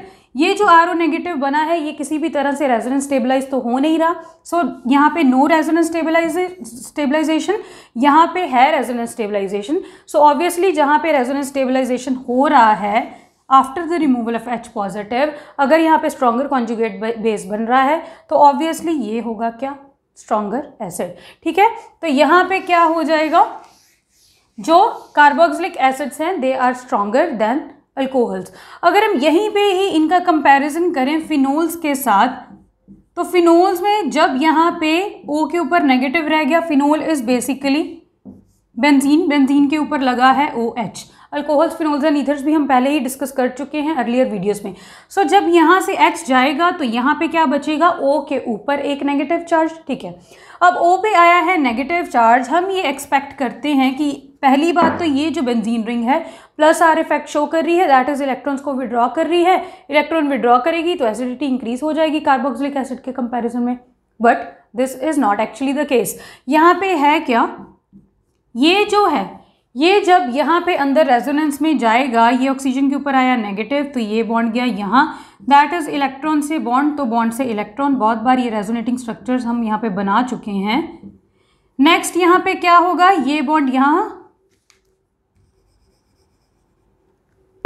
इलेक्ट्रॉन से बॉन्ड तो बॉन्ड से बनेगा इलेक्ट्रॉन, ये क्या बन जाएगा, यहाँ पे बॉन्ड, यहाँ पे बॉन्ड, यहाँ पे डबल बॉन्ड O, यहाँ पे आ गया है नेगेटिव चार्ज। फिर ये इधर जाएगा तो ये इधर जाएगा, ये क्या बन जाएगा, ये है बेंजीन रिंग, यहाँ पे है डबल बॉन्ड O, यहाँ पे है,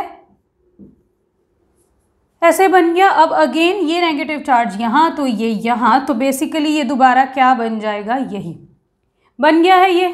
ठीक, नाउ ये है इसके रेजोनेटिंग स्ट्रक्चर्स। हम ये भी पहले ही पढ़ चुके हैं कि more is the number of resonating structures more is the stability. तो यहाँ पे हम देख रहे हैं कि इन केस ऑफ कार्बोक्सिलिक एसिड तो सिर्फ 2 रेजोनेटिंग स्ट्रक्चर्स हैं, वेयरएज यहाँ पे तो ज़्यादा रेजोनेटिंग स्ट्रक्चर्स हैं। सो अगेन वी एक्सपेक्ट कि जो फिनोल होगा वो क्या होगा, ज़्यादा एसिडिक होगा in comparison to carboxylic acid. But यहाँ पे देखो, यहाँ पे जब ऑक्सीजन का नेगेटिव चार्ज आ रहा है in resonance with the benzene ring, तो यहाँ पे नेगेटिव चार्ज किस पे आ रहा है, कार्बन एटम्स पे। ठीक, सो बेसिकली यहाँ पे एक ही बार नेगेटिव चार्ज आया है इलेक्ट्रोनेगेटिव एलिमेंट पे, बाकी सब बार ये जो नेगेटिव चार्ज है चाहे रेजोनेंस में है बट यहाँ पे ये आ रहा है कार्बन पे, और कार्बन इतना ज़्यादा कोई खास इलेक्ट्रोनेगेटिव एलिमेंट होता नहीं है। Whereas in case of carboxylic acid जब हम यहाँ पे रेजोनेटिंग स्ट्रक्चर्स ड्रॉ कर रहे हैं तो यहाँ पे दोनों ही बार एक ज़्यादा electronegative element that is oxygen पे आ रहा है एक नेगेटिव चार्ज। तो चाहे ये रेजोनेटिंग स्ट्रक्चर्स कम हैं बट ये ज़्यादा स्टेबलाइज हैं बिकॉज यहाँ पे एक मोर इलेक्ट्रोनेगेटिव एलिमेंट पे ही नेगेटिव चार्ज है। तो यहाँ पे चाहे ज़्यादा नंबर ऑफ रेजोनेटिंग स्ट्रक्चर्स हैं फिर भी ये इतनी स्टेबिलिटी प्रोवाइड नहीं करेगा। इसीलिए जो कार्बोक्सिलिक एसिड्स हैं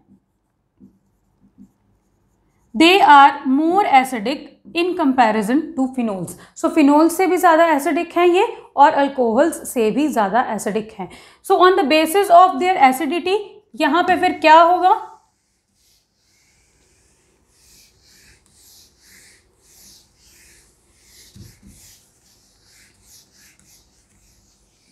रिएक्शन करेंगे, ये OH वाला बॉन्ड क्लीव हो जाएगा।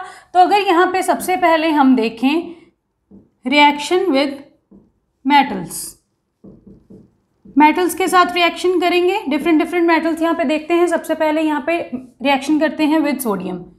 तो जब सोडियम के साथ यहाँ पे रिएक्शन होगी तो ये क्या बन जाएगा, RCOONA, एंड साथ में यहाँ से H2 गैस रिलीज हो जाएगी। देखो वी नो कि जो सोडियम है ये ज़्यादा रिएक्टिविटी सीरीज में ऊपर लाई करता है, मीन्स ये ज़्यादा रिएक्टिव है इन कंपैरिजन टू हाइड्रोजन। तो ऑब्वियसली हाइड्रोजन को उसकी जगह से रिप्लेस कर सकता है। तो ये क्या बना लेगा, यहाँ से H2 गैस चली जाएगी एंड साथ में यहाँ पे बन जाएगा क्या, RCOONA। सिमिलरली यहाँ पे ये जो कार्बोक्सिलिक एसिड्स हैं ये NaOH के साथ भी रिएक्शन कर सकते हैं। इस केस में क्या बन जाएगा, अगेन RCOONA एंड साथ में अब यहाँ पे क्या फॉर्म हो गया है, वाटर। ये OH और ये H, यही तो कर रहे हैं हम, यही वाला बॉन्ड तो क्लीव करेंगे, ये वाला बॉन्ड क्लीव करेंगे तो यहाँ से H मिला, यहाँ से OH मिला, बन गया वाटर। सिमिलरली ये जो कार्बोक्सिलिक एसिड्स हैं ये सोडियम बाइकार्बोनेट्स और कार्बोनेट्स के साथ भी रिएक्शन कर सकते हैं। तो अगर यहाँ पे bicarbonate that is NaHCO3 which is sodium bicarbonate के साथ रिएक्शन होगी तो यहाँ पे क्या बन जाएगा, अगेन RCOONA बनेगा, साथ में कार्बन डाइऑक्साइड और साथ में वाटर यहाँ से रिलीज होगा।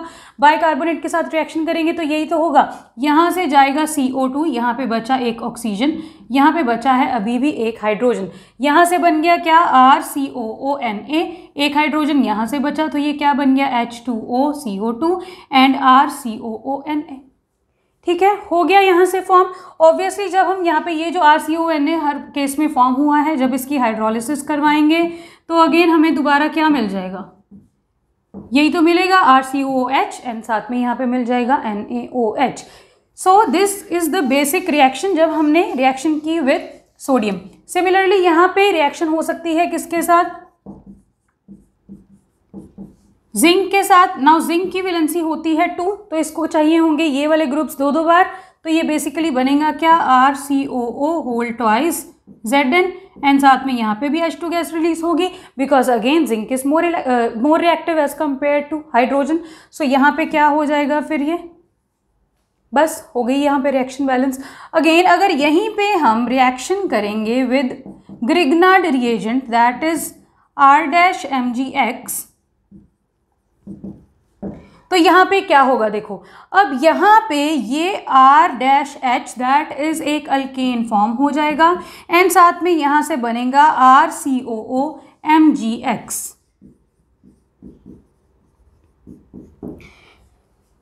पहले ही हमें पता है कि जब ये बॉन्ड ब्रेक करेगा ऑक्सीजन पे आएगा नेगेटिव, H पे आएगा पॉजिटिव। जब ये वाला बॉन्ड ब्रेक करता है तो R पे होता है नेगेटिव, Mg पे होता है पॉजिटिव।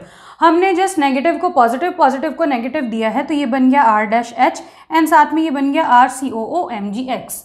नाउ यहाँ पे point to be noted is कि यहाँ पे अगर कोई भी और एसिड होता दैट इज यहाँ पे ये R ग्रुप चाहे जो भी हो, फॉर एग्जाम्पल यहाँ पे हमने ले लिया है प्रोपेनोइक एसिड, अगर यहाँ पे अगेन हम इसकी रिएक्शन करवाएंगे R-MgX के साथ तो यहाँ पे again R-H that is same alkane ही यहाँ पे फॉर्म होगा हर बार जब तक हमने ये वाला R ग्रुप यहाँ पे चेंज नहीं किया।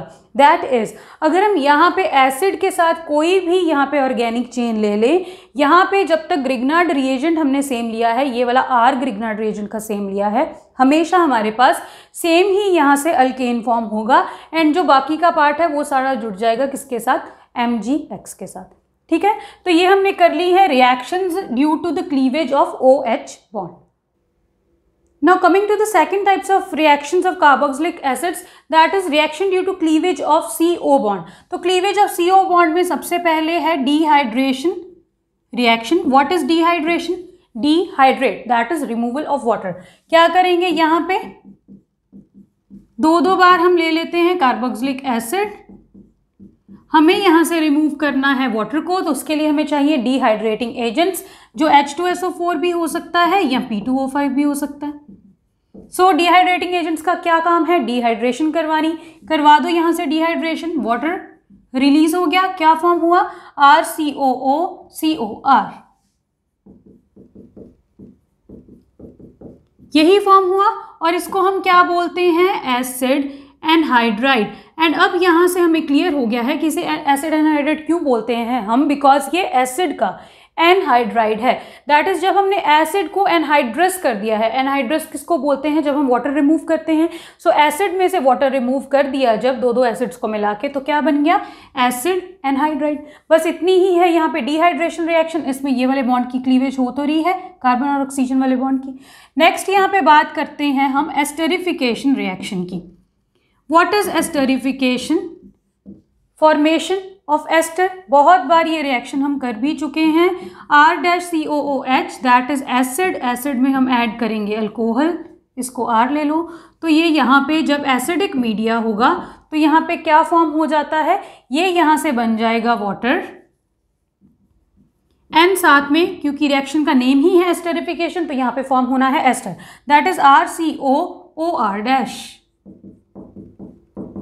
यही तो होता है एस्टर ग्रुप, बन गया यहाँ पे एस्टर, हो गया फॉर्म। तो यहाँ पे ये वाले बॉन्ड की क्लीवेज हो रही है विच is basically this. So basically esterification reaction में ये जो OH आता है ये आता है एसिड से, एंड जो H आता है वाटर फॉर्म करने के लिए वो आता है अल्कोहल से। मैकेनिज्म देखते हैं एस्टेरिफिकेशन का। मैकेनिज्म में सबसे पहले है एसिड RCOOH। हमें पता है हम रिएक्शन करवा रहे हैं एसिडिक मीडिया में, दैट इज यहाँ पे है H पॉजिटिव। हमें ये भी पता है कि इन दोनों ऑक्सीजन के ऊपर हैं लोन पेयर्स ऑफ इलेक्ट्रॉन्स, तो हमें ये भी पता है कि यहाँ पे है लोन पेयर्स, तो यहाँ पे है पॉजिटिव चार्ज, अटैक होगा ऑक्सीजन के लोन पेयर का हाइड्रोजन के ऊपर और प्रोटोनेशन होगी। बट अब यहाँ पे ये ऑक्सीजन या ये ऑक्सीजन किसके लोन पेयर का यहाँ पे अटैक होगा? देखो हम ऑलरेडी यहाँ पे डिस्कस कर चुके हैं कि ये जो कार्बोक्सिलिक एसिड है इसका रेजोनेटिंग स्ट्रक्चर क्या है कि अगर ये वाला यहाँ पे लोन पेयर ट्रांसफर होगा तो यहाँ पे जाएगा ऑक्सीजन के ऊपर नेगेटिव चार्ज। सो बेसिकली ये क्या बन जाएगा? ये बन रहा था वहां पे, यही हमने डिस्कस किया स्टार्टिंग ऑफ द वीडियो में। तो यहाँ पे आ रहा है ऑक्सीजन के ऊपर एक पॉजिटिव चार्ज, वेयर एज यहाँ पे पहले ऑक्सीजन के ऊपर था लोन पेयर और अब इसी के ऊपर आ रहा है नेगेटिव चार्ज। दैट इज इस ऑक्सीजन पे ज़्यादा अच्छे से आ रहा है नेगेटिव चार्ज। सो ज़्यादा अच्छे से नेगेटिव चार्ज होने का क्या मतलब है कि यही वाली ऑक्सीजन को चाहिए ज़्यादा अच्छे से पॉजिटिव चार्ज, तो यही वाली ऑक्सीजन का लोन पेयर अटैक करेगा। तो ये लोन पेयर ने H पॉजिटिव के ऊपर अटैक कर दिया, तो ये क्या बन गया? RC, यहाँ पे है डबल बॉन्ड, यहाँ पे है OH। अब ऑक्सीजन पे आ गया पॉजिटिव चार्ज, 3 बॉन्ड्स फॉर्म कर रहा है, और यहाँ पे है साथ में OH। हो गया इतना। अब यहाँ पे आएगा हमारे पास अल्कोहल, ये आएगा अल्कोहल विच इज R-OH। आ गया यहाँ पे अल्कोहल। अब यहाँ पे क्या होना है? यहाँ पे है देखो लोन पेयर ऑफ इलेक्ट्रॉन्स। तो अगर ऑक्सीजन के ऊपर है पॉजिटिव चार्ज, ऑक्सीजन है इलेक्ट्रोनेगेटिव एलिमेंट, नहीं रखना चाहता है पॉजिटिव चार्ज, तो अगर ये वाले बॉन्ड के इलेक्ट्रॉन्स को अपनी तरफ शिफ्ट करेगा तो इस कार्बन पे कौन सा चार्ज आएगा? पॉजिटिव। उस पर कौन अटैक करेगा? ये वाले ऑक्सीजन का लोन पेयर। क्या किया है हमने? अगर ये वाला ऑक्सीजन का लोन पेयर इस कार्बन पे अटैक करेगा तो ये बॉन्ड शिफ्ट हो जाएगा इधर, तो ये क्या बन जाएगा फिर? RC। यहाँ पे अब क्या है? OH, सिंगल बॉन्ड रह गया यहाँ पे, बिकॉज ये बॉन्ड तो ऑक्सीजन पे ट्रांसफर हो गया, ये बॉन्ड ऊपर ट्रांसफर हुआ तो यहाँ पे आया नेगेटिव चार्ज, पॉजिटिव पहले से ही था, तो यहाँ पे अब ओवरऑल कोई चार्ज नहीं। वैसे भी यहाँ पे ऑक्सीजन 2 बॉन्ड्स फॉर्म कर रही है और 2 ही कर सकती है। सो यहाँ पे है साथ में और क्या? ये वाला OH, एंड अब इसके साथ क्या जाके जुड़ गया है? ये O के साथ है H एंड उसके साथ है R-। यही फॉर्म किया है हमने। अब देखो ये वाले ऑक्सीजन पे आ गया है यहाँ पे positive charge, because 3 bonds form कर रही है।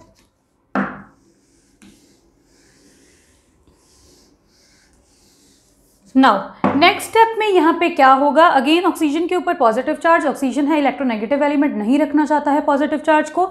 सो अब ये क्या करेगा? देखो ऑक्सीजन और हाइड्रोजन में से हाइड्रोजन तो बहुत ही ज़्यादा इलेक्ट्रोपॉजिटिव है, सो रेडिली यहाँ से लूज हो भी जाती है। और यहाँ पे ये लूज होने का सेकंड फैक्टर क्या है कि ये जो ऑक्सीजन है इसके पास है लोन पेयर।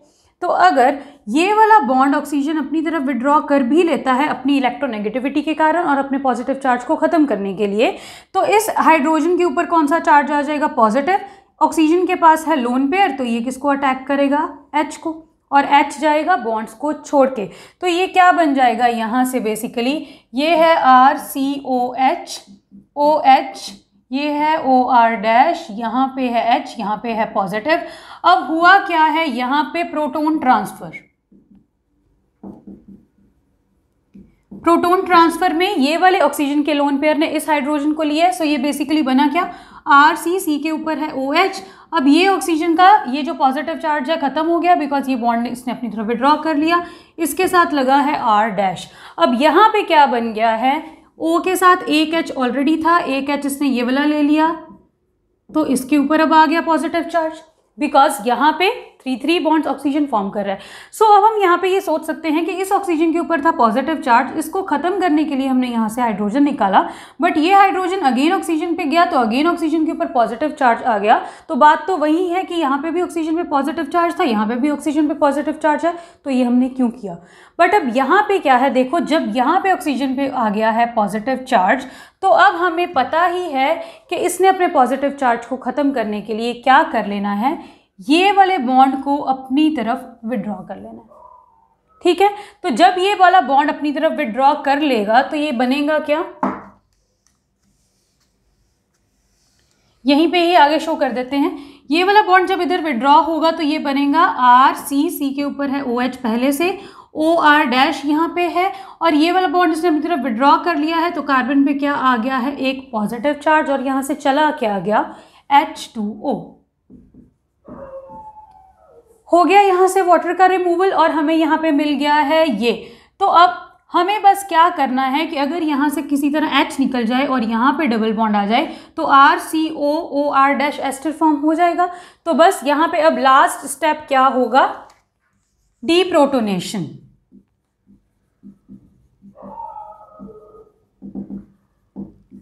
डीप्रोटोनेशन में क्या है, ये है हमारे पास RCOHOR-, इसके ऊपर है पॉजिटिव चार्ज, यहाँ पे है ऑक्सीजन और हाइड्रोजन का बॉन्ड, जिसमें से हमें पता ही है ऑक्सीजन इज मोर इलेक्ट्रोनेगेटिव। सो अगर यहाँ पे ये वाला बॉन्ड शिफ्ट हो जाएगा तो यहाँ से क्या जाएगा, H पॉजिटिव, जो H पॉजिटिव हमने यहाँ पे पहले से ही रिएक्शन के लिए यूज़ किया था। सो यहाँ से अब जब गया H पॉजिटिव तो इसको बोलते हैं डीप्रोटोनेशन। बन क्या गया, RC के साथ डबल बॉन्ड O, एंड यहाँ पे है अब OR- फॉर्म हो गया ester. This is the mechanism of esterification. सबसे पहले हमने क्या किया है, प्रोटोनेशन, दैट इज ऑक्सीजन के लोन पेयर ने अटैक किया H पॉजिटिव के ऊपर, यहाँ पे ऑक्सीजन के ऊपर आ गया है पॉजिटिव चार्ज, इसको खत्म करने के लिए अल्कोहल का अटैक हुआ, attack of oxygen of alcohol on the carbon of carboxylic acid, ये फॉर्म हुआ। उसके बाद यहाँ से क्या हुआ है, प्रोटोन ट्रांसफर, प्रोटोन ट्रांसफर के बाद हुआ है elimination of water and formation of carbocation, carbocation form हो गया जब, उसके बाद हमने किया है जस्ट डीप्रोटोनेशन और फॉर्म हो गया है ester. So this is the mechanism of esterification. अब आते हैं यहीं पे नेक्स्ट रिएक्शंस पे, that is reaction with PCl3, PCl5 and SOCl2।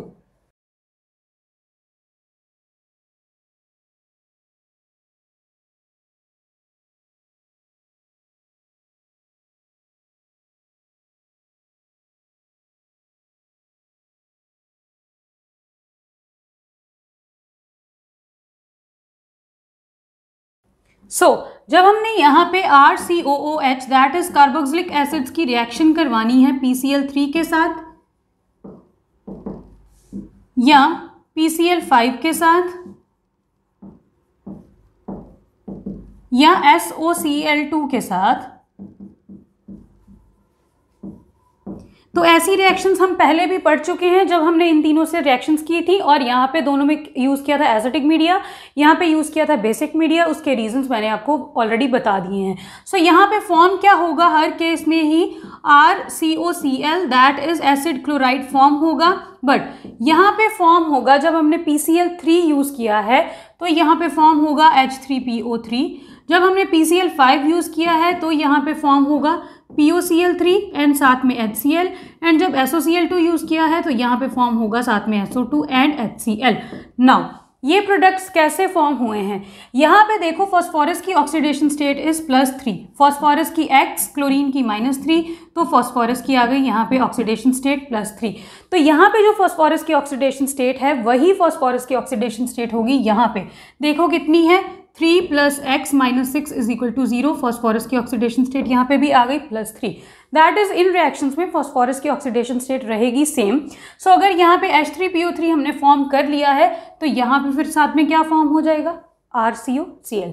Now again जब यहाँ पे PCl5 है तो यहाँ पे फॉस्फोरस की ऑक्सीडेशन स्टेट है +5, X - 5 = 0, X = 5, फॉस्फोरस की ऑक्सीडेशन स्टेट यहाँ पे आ गई 5, एंड यहाँ पे POCl3 में अगर हम फॉस्फोरस की ऑक्सीडेशन स्टेट कैलकुलेट करें तो ये क्या है, ऑक्सीजन की -2, एक Cl की -1, तो 3 Cl की -3, तो टोटल आ गई यहाँ पे 5। So basically oxidation state of phosphorus will remain same in both of these reactions. यहाँ पे हमने एसिडिक मीडिया यूज़ किया है, वेयर एज यहाँ पे हमने पिरिडीन इसलिए यूज़ की बिकॉज यहाँ पे ये जो HCl फॉर्म हुआ है इसको न्यूट्रलाइज करना चाहते हैं। तो यहाँ पे जब हम SOCl2 के साथ रिएक्शन करेंगे दैट इज थायोनाइल क्लोराइड के साथ, तो क्या होगा, RCOCl फॉर्म हुआ, यहाँ से बचा HCl, यहाँ से बचा OH। साथ में यहाँ पे बचा है SO, तो यहाँ से बन गया SO2 एंड यहाँ से बन गया HCl। बेसिकली ये बन गया RCOCl, SO2 and HCl। Similarly अगर यहाँ पे देखें तो ये बना RCOCl, यहाँ पे कितने Cl बचे हैं अब 4, यहाँ पे 4 Cl बचे हैं, यहाँ पे क्या बचा है OH और यहाँ पे और क्या बचा है P। तो ये क्या बन गया यहाँ से PO, यहाँ से गए Cl3 तो एक Cl बचा, यहाँ पे है H, तो ये क्या बन गया HCl, POCl3 एंड साथ में RCOCl। सिमिलरली यहाँ पे हम रिएक्शन को बैलेंस कर लेंगे, यहाँ पे है H3PO3 दैट इज टोटल में 3H है, तो हमने यहाँ पे लगा लिया 3, हो गई है यहाँ पे रिएक्शन बैलेंस। तो ये है जब हमने रिएक्शन करवाई इन तीनों के साथ। अगर इन तीनों रिएक्शंस में से भी अगर हमें किसी रिएक्शन को करवाना है, हम देखना चाहते हैं इनमें से सबसे एफिशिएंट रिएक्शन कौन सी होगी, तो वो होगी ये वाली रिएक्शन। बिकॉज जब हम thionyl chloride that is SOCl2 के साथ रिएक्शन करवाते हैं तो यहाँ पे ये जो प्रोडक्ट्स ऑब्टेन होते हैं ये दोनों ही गैशियस हैं। SO2 भी गैशियस है और HCl भी गैशियस है, एस्केप हो जाते हैं रिएक्शन मिक्सचर से, और इसीलिए यहाँ पे हमें प्योरिफिकेशन जो है वो ईजी होती है, जो भी हमें product that is RCOCl acid chloride इस केस में ऑब्टेन हुआ है। ठीक है, सो ये रिएक्शन होती है यहाँ पे ज़्यादा बेनिफिशियल करवाने के लिए। नाउ आते हैं यहाँ पे नेक्स्ट रिएक्शन पे। जब कार्बोक्सिलिक एसिड ने रिएक्शन करनी है with ammonia that is NH3, तो इस टाइप ऑफ रिएक्शंस में हमें क्या करना है, हम ऑलरेडी डिस्कस कर चुके हैं। जब भी हमारे पास अमोनिया या उसका डेरिवेटिव होगा तो हमने इसको लिख लेना है ऐसे। ठीक है, इसको लिखेंगे ऐसे और इसको लिख लेते हैं ऐसे, और इन वाली रिएक्शंस में हमने ब्रेक करना है CO बॉन्ड। सो बेसिकली हम यहाँ से कर क्या रहे हैं, हमने यहाँ से एलिमिनेट कर देना है वाटर और ये बन क्या जाएगा RCOH double bond NH।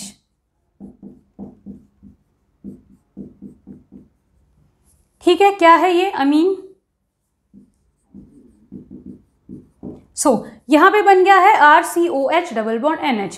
Now हमें पता है कि यहाँ पे क्या है, नाइट्रोजन के ऊपर है lone pair of electrons and nitrogen है ज़्यादा इलेक्ट्रोनेगेटिव। तो अगर यहाँ पे ये जो ऑक्सीजन है यहाँ पे देगा अपना लोन पेयर, तो ये बॉन्ड शिफ्ट होगा नाइट्रोजन की तरफ, तो ये बन क्या जाएगा RC double bond OH positive, यहाँ पे आया सिंगल बॉन्ड NH नेगेटिव। अब हमें क्या करना है, इसको न्यूट्रल बनाना है, तो ऑब्वियसली यहाँ पे क्या हो जाएगा, ये जो नाइट्रोजन है नेगेटिव, इसको दे दो ये H पॉजिटिव, क्योंकि जब ये बॉन्ड यहाँ पे ऑक्सीजन अपनी तरफ विड्रॉ करेगा तो हाइड्रोजन पे पॉजिटिव चार्ज आएगा, नाइट्रोजन के ऊपर है नेगेटिव चार्ज, जुड़ जाएंगे। तो ये क्या बन गया RCONH2, जिसको क्या बोलते हैं हम अभी हमने डिस्कस किया, this is amide. So basically हमने जब यहाँ पे कार्बोक्सिलिक एसिड की रिएक्शन करवानी है अमोनिया या उसके डेरिवेटिव के साथ, डायरेक्टली यहाँ से वाटर एलिमिनेट करेंगे, डबल बॉन्ड के साथ NH को ज्वाइन कर देंगे। नाउ यहाँ पे है ये डबल बॉन्ड NH, अगर ऑक्सीजन का लोन पेयर यहाँ पे आएगा तो ये डबल बॉन्ड उठ के नाइट्रोजन पे जाएगा सबकी वैलेंसीज को सेटिस्फाइड रखने के लिए। सो यहाँ पे आ गया है अब पॉजिटिव चार्ज ऑक्सीजन पे, जो हम बिल्कुल नहीं चाहते कि आए। हाइड्रोजन से इसने अपने इलेक्ट्रॉन्स को ऑब्टेन कर लिया है और क्या हुआ, यहाँ पे नाइट्रोजन पे था नेगेटिव चार्ज, इसने ले लिया पॉजिटिव को, अमाइड यहाँ पे फॉर्म हो गया। ठीक है, तो अब जब यहाँ पे हमारे पास अमाइड फॉर्म हो चुका है, सो नाउ ये जो हमारे पास अमाइड फॉर्म हुआ, ये तो हमें पता ही है कि अगर हम यहाँ पे वाटर ऐड करेंगे, इस साइड जाएगा H, इस साइड जाएगा OH, दोबारा से कार्बोक्सिलिक एसिड और अमोनिया यहाँ पे हमें ऑब्टेन हो जाएगा। नाउ अगर यहाँ पे ही हमारे पास है benzene that is dicarboxylic acid है यहाँ पे, और इसकी हमने रिएक्शन करवाई NH3 के साथ, तो ऑब्वियसली यहाँ पे दो बार NH3 की रिक्वायरमेंट होगी। करेंगे क्या, देखो हमने यहाँ पे ऑलरेडी डिस्कस कर लिया है कि ये RCOOH वाले ग्रुप में RCONH2 वाले ग्रुप में कन्वर्ट हो जाना है।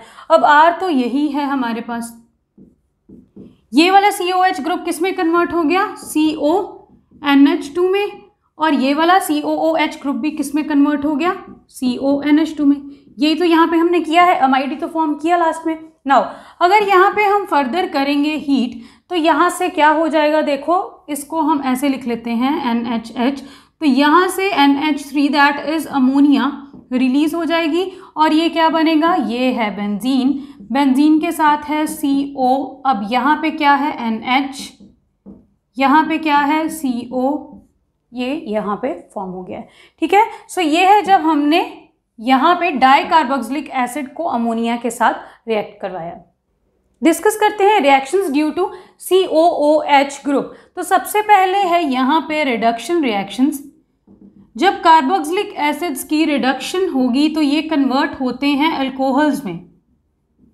जब हम यहाँ पे कोई स्ट्रॉन्ग रिड्यूसिंग एजेंट्स का यूज करेंगे, for example LiAlH4 that is lithium aluminium hydride and B2H6 which is diborane, अगर यहीं पे ही हम NaBH4 that is sodium borohydride का यूज करेंगे तो यहाँ पे रिडक्शन नहीं होगी।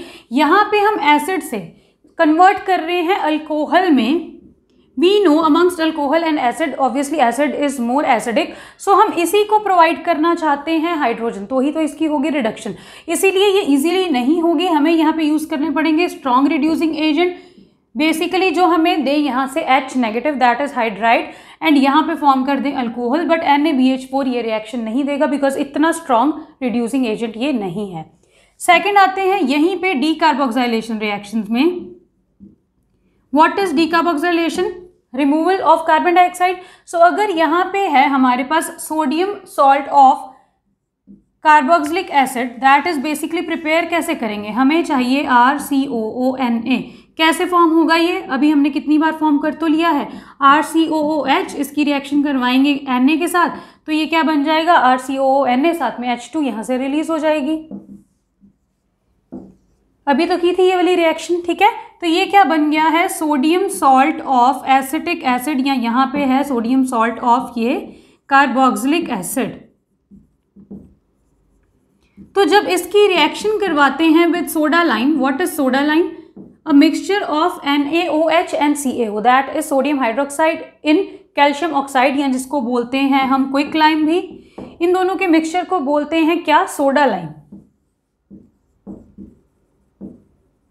क्यों यूज करते हैं इसको? बिकॉज NaOH जो होता है बहुत ही ज्यादा हाइग्रोस्कोपिक होता है, ये जो CaO है इसकी हाइग्रोस्कोपिसिटी को कम करता है, हम ऑलरेडी ये डिस्कस कर चुके हैं हेलो एल्केन्स वाली वीडियो में। सो यहाँ पे फॉर्म क्या होगा, देखो ये बन जाएगा Na2CO3 एंड साथ में यहाँ पे क्या फॉर्म हो गया है अब R and H that is alkane form हो गया यहाँ पे, ठीक है। सिमिलरली अगर हम यही हमारे पास सोडियम सॉल्ट्स हैं कार्बोक्सिलिक एसिड के, अगर इसकी हम इलेक्ट्रोलिसिस करते हैं तो यहाँ पे हमें ऑब्टेन क्या होता है, एक higher number of carbon atoms that is एक ऐसा यहाँ पे अल्कीन मिलता है जिसके पास ज़्यादा नंबर ऑफ कार्बन एटम्स है as compare to the parent acid.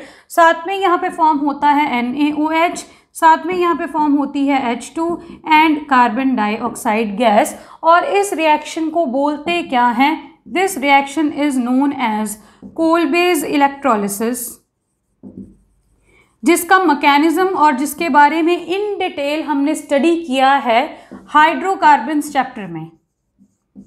Hydrocarbons है chapter number 10 of class 11th। Class 11th का चैप्टर नंबर 10th है जो दैट इज हाइड्रोकार्बन्स। हाइड्रोकार्बन्स में हमने कोलबेस इलेक्ट्रोलिसिस को डिटेल में डिस्कस किया है, इसका मैकेनिज्म लिंक आपको मिल रहा होगा आई बटन में, वहां से आप इसको चेक कर सकते हो, ठीक है। सो नेक्स्ट रिएक्शन यहाँ पे हम देखते हैं, जब हमने ड्राई डिस्टिलेशन करनी है कैल्शियम सॉल्ट्स की। So dry distillation of calcium salts भी we have already discussed aldehydes and ketones वाली वीडियो में, जहाँ पे हमने एक बार कैल्शियम फॉर्मेट, एक बार कैल्शियम एसीटेट के दो मॉलिक्यूल्स को आपस में रिएक्ट किया था, एक बार एल्डिहाइड मिला था, एक बार कीटोन मिला था और एक बार मिक्सचर मिला था। तो ये जो dry distillation of calcium salts है इसको भी आप चेक कर सकते हो एल्डिहाइड्स एंड कीटोन्स वाली वीडियो में, लिंक आपको मिल जाएगा इस वीडियो के डिस्क्रिप्शन बॉक्स में। सो यहाँ पे डीकार्बोक्सिलेशन में अभी तक हुए हैं 3 मेथड्स। एक बार जब हमने यहाँ पे NaOH and CaO that is soda lime के साथ रिएक्शन की, एक है इसमें कोलबे इलेक्ट्रोलिसिस, एक है इसमें dry distillation of calcium salt and एक है इसमें एक और name reaction which is Borodin Hunsdiecker reaction. So what is Borodin-Hunsdiecker reaction?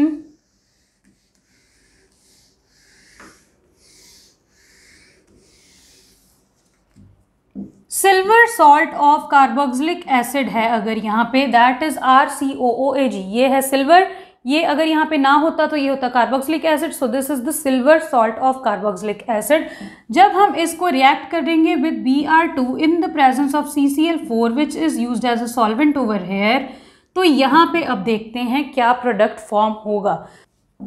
So mechanism में वी हैव RCOOAG।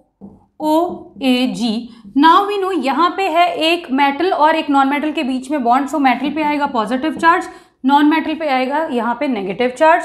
यहाँ पे है हमारे पास Br2। सो अगर ये वाला जो नेगेटिव चार्ज है इस ब्रोमीन पे अटैक करेगा तो ये ब्रोमीन यहाँ से चली जाएगी, यहाँ से गया Ag पॉजिटिव, यहाँ से गया Br नेगेटिव बिकॉज बॉन्ड के इलेक्ट्रॉन्स को लेके गया है। सो ये क्या बन जाएगा, यहाँ से AgBr निकल गया रिएक्शन से। ये क्या बचा यहाँ पे RCO, यहाँ पे है O और इसके साथ आके जुड़ गया है अब Br। नाउ यहाँ पे क्या होगा, देखो यहाँ पे अब होगी homolytic cleavage. What is the meaning of homolytic cleavage? कि ये जो कोवेलेंट बॉन्ड दो इलेक्ट्रॉन से बना है, दोनों के दोनों इलेक्ट्रॉन्स हमने इक्वली दोनों के दोनों एटम्स पे डिस्ट्रीब्यूट कर देने हैं। दैट इज ये इलेक्ट्रॉन ऑक्सीजन पे, ये इलेक्ट्रॉन ब्रोमीन पे। सो ये यहाँ से बन क्या जाएगा, RCO, O पे आया रेडिकल, रेडिकल का मतलब क्या है कि 1 इलेक्ट्रॉन हमने इसको दिया है, एंड साथ में यहाँ पे बना है Br के ऊपर रेडिकल।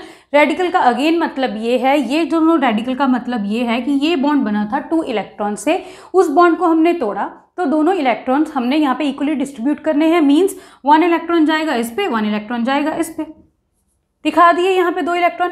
अब क्या होगा, देखो अब ये वाला जो बॉन्ड है इसकी होगी होमोलिटिक क्लीवेज, ये इलेक्ट्रॉन R के पास, ये इलेक्ट्रॉन C के पास। तो ये क्या बन गया, यहाँ से R के ऊपर आ गया रेडिकल प्लस C के ऊपर आया रेडिकल, यहाँ पे O के ऊपर भी था रेडिकल। नाउ एक बॉन्ड बनाने के लिए वी नीड 2 इलेक्ट्रॉन्स, 2 इलेक्ट्रॉन्स हमें यहाँ पे दिख रहे हैं, तो यहाँ पे बन जाएगा बॉन्ड। दैट इज क्या फॉर्म हो गया है यहाँ पे, CO2।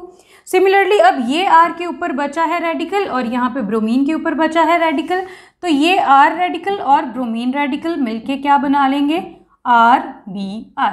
सो बेसिकली बोरोडीन हुंस्टीकर रिएक्शन में हो क्या रहा है, RCOAG that is silver salt of carboxylic acid is reacting with bromine. Form क्या हो रहा है यहाँ पे, RBr और साथ में क्या फॉर्म हो रहा है, CO2 और साथ में क्या फॉर्म हो रहा है, AgBr। So this is known as Borodin Hunsdiecker reaction. Mechanism हमने देख लिया है, यहाँ पे आएगा नेगेटिव, यहाँ पे आएगा पॉजिटिव। नेगेटिव ने जब यहाँ पे अटैक किया तो ब्रोमीन यहाँ से गई, ये Ag पॉजिटिव, ये Br नेगेटिव जुड़ गए, ऑक्सीजन के ऊपर नेगेटिव आया, उसके साथ ब्रोमीन जुड़ गया। अब शुरू होती है यहाँ से क्लीवेज। सबसे पहले होमोलिटिक क्लीवेज इस वाले बॉन्ड की तो यहाँ पे रेडिकल, यहाँ पे रेडिकल, फिर इस बॉन्ड की तो यहाँ पे रेडिकल, यहाँ पे रेडिकल, ये दोनों रेडिकल मिल गए, कार्बन डाइऑक्साइड फॉर्म हो गई, ये रेडिकल बचा, ये रेडिकल बचा, RBr फॉर्म हो गया। ठीक है, हो गई है ये रिएक्शन। अब हम आते हैं लास्ट वाली रिएक्शन में। देखो अभी तक हमने यहाँ पे जितनी भी रिएक्शंस की ये सब किसके एग्जाम्पल हैं, डीकार्बोक्सिलेशन के, क्योंकि इन सभी में क्या हो रहा है, कार्बन डाइऑक्साइड निकल रही है एसिड से। यहाँ पे देखो कार्बन डाइऑक्साइड रिमूव हो गई। सिमिलरली जब हमने NaOH और CaO that is soda lime वाले मिक्सचर से रिएक्शन की थी तो उस केस में क्या हुआ था, RCOOH इसने रिएक्शन की किसके साथ, RCOONA that is sodium salt ने रिएक्शन की विद NaOH CaO के साथ। यहाँ से फॉर्म क्या हो गया हमारे पास, यहाँ से फॉर्म हुआ Na2CO3। ये जो Na2CO3 फॉर्म हुआ है, अगर हम इसको हीट करेंगे तो यहाँ से हमें दोबारा मिल जाएगा Na2O एंड साथ में CO2। दैट इज इस रिएक्शन में भी ये कार्बोक्सिलिक एसिड में से कार्बन डाइऑक्साइड रिमूव हो गई है। सिमिलरली जब आप कोल्बे इलेक्ट्रोलिसिस चेकआउट करोगे हाइड्रोकार्बन्स वाली वीडियो में, जब आप कोल्बे इलेक्ट्रोलिसिस चेकआउट करोगे तो उसमें भी हमारे पास जो प्रोडक्ट है वो एक बन रहा है कार्बन डाइऑक्साइड, उस वाली रिएक्शन में भी। And dry distillation of calcium salt में भी क्या होता है, वहाँ से रिलीज हो जाती है कार्बन डाइऑक्साइड। नाउ यहाँ पे आता है हमारे पास एक लास्ट मेथड, दैट इज जब हमने HN3 अमोनिया नहीं HN3 की जब हमने रिएक्शन करवानी है एसिड के साथ, एसिडिक मीडिया है और हीट है, तो यहाँ पे बन क्या जाएगा, यहाँ पे फॉर्म होगी एक अमीन RNH2, यहाँ से फॉर्म होगा, साथ में यहाँ से निकल जाएगा क्या, कार्बन डाइऑक्साइड, और ये क्या फॉर्म हो गया, RNH2, बचा क्या यहाँ पे N2।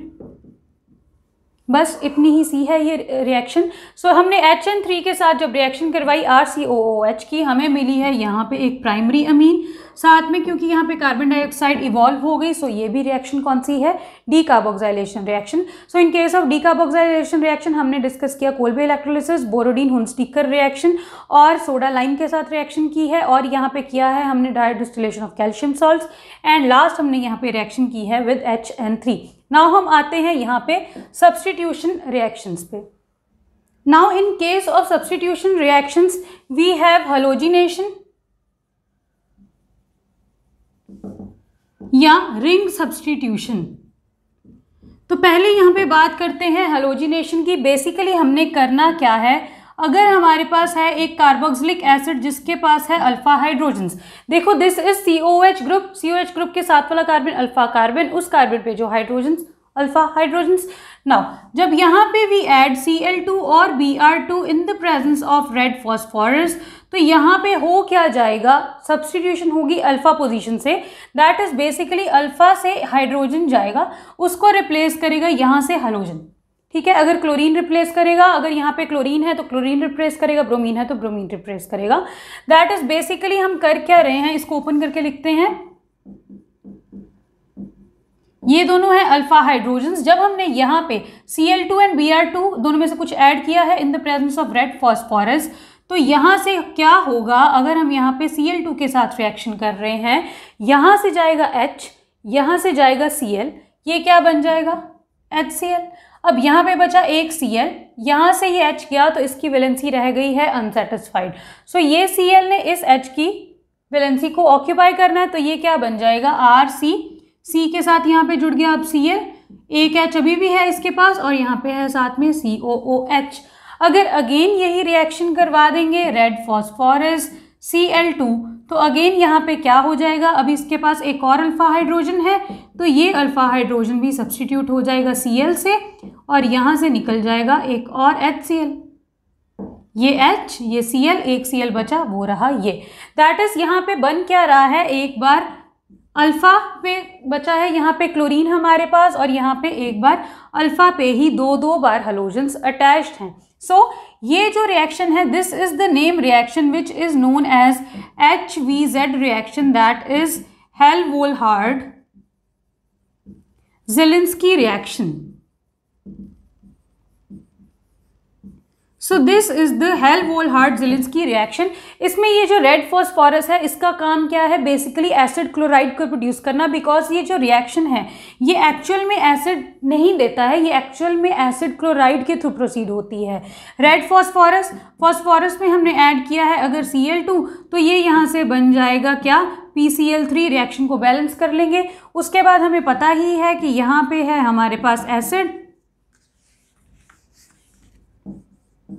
एसिड में जब हमने PCl3 ऐड करना है, तो ये रिएक्शन अभी अभी हमने की, क्या बनेगा यहाँ से H3PO3, और साथ में क्या बनेगा RCOCl, R क्या है यहाँ पे ये RCH2, और साथ में क्या बन जाएगा CO एंड Cl, बन गया acid chloride.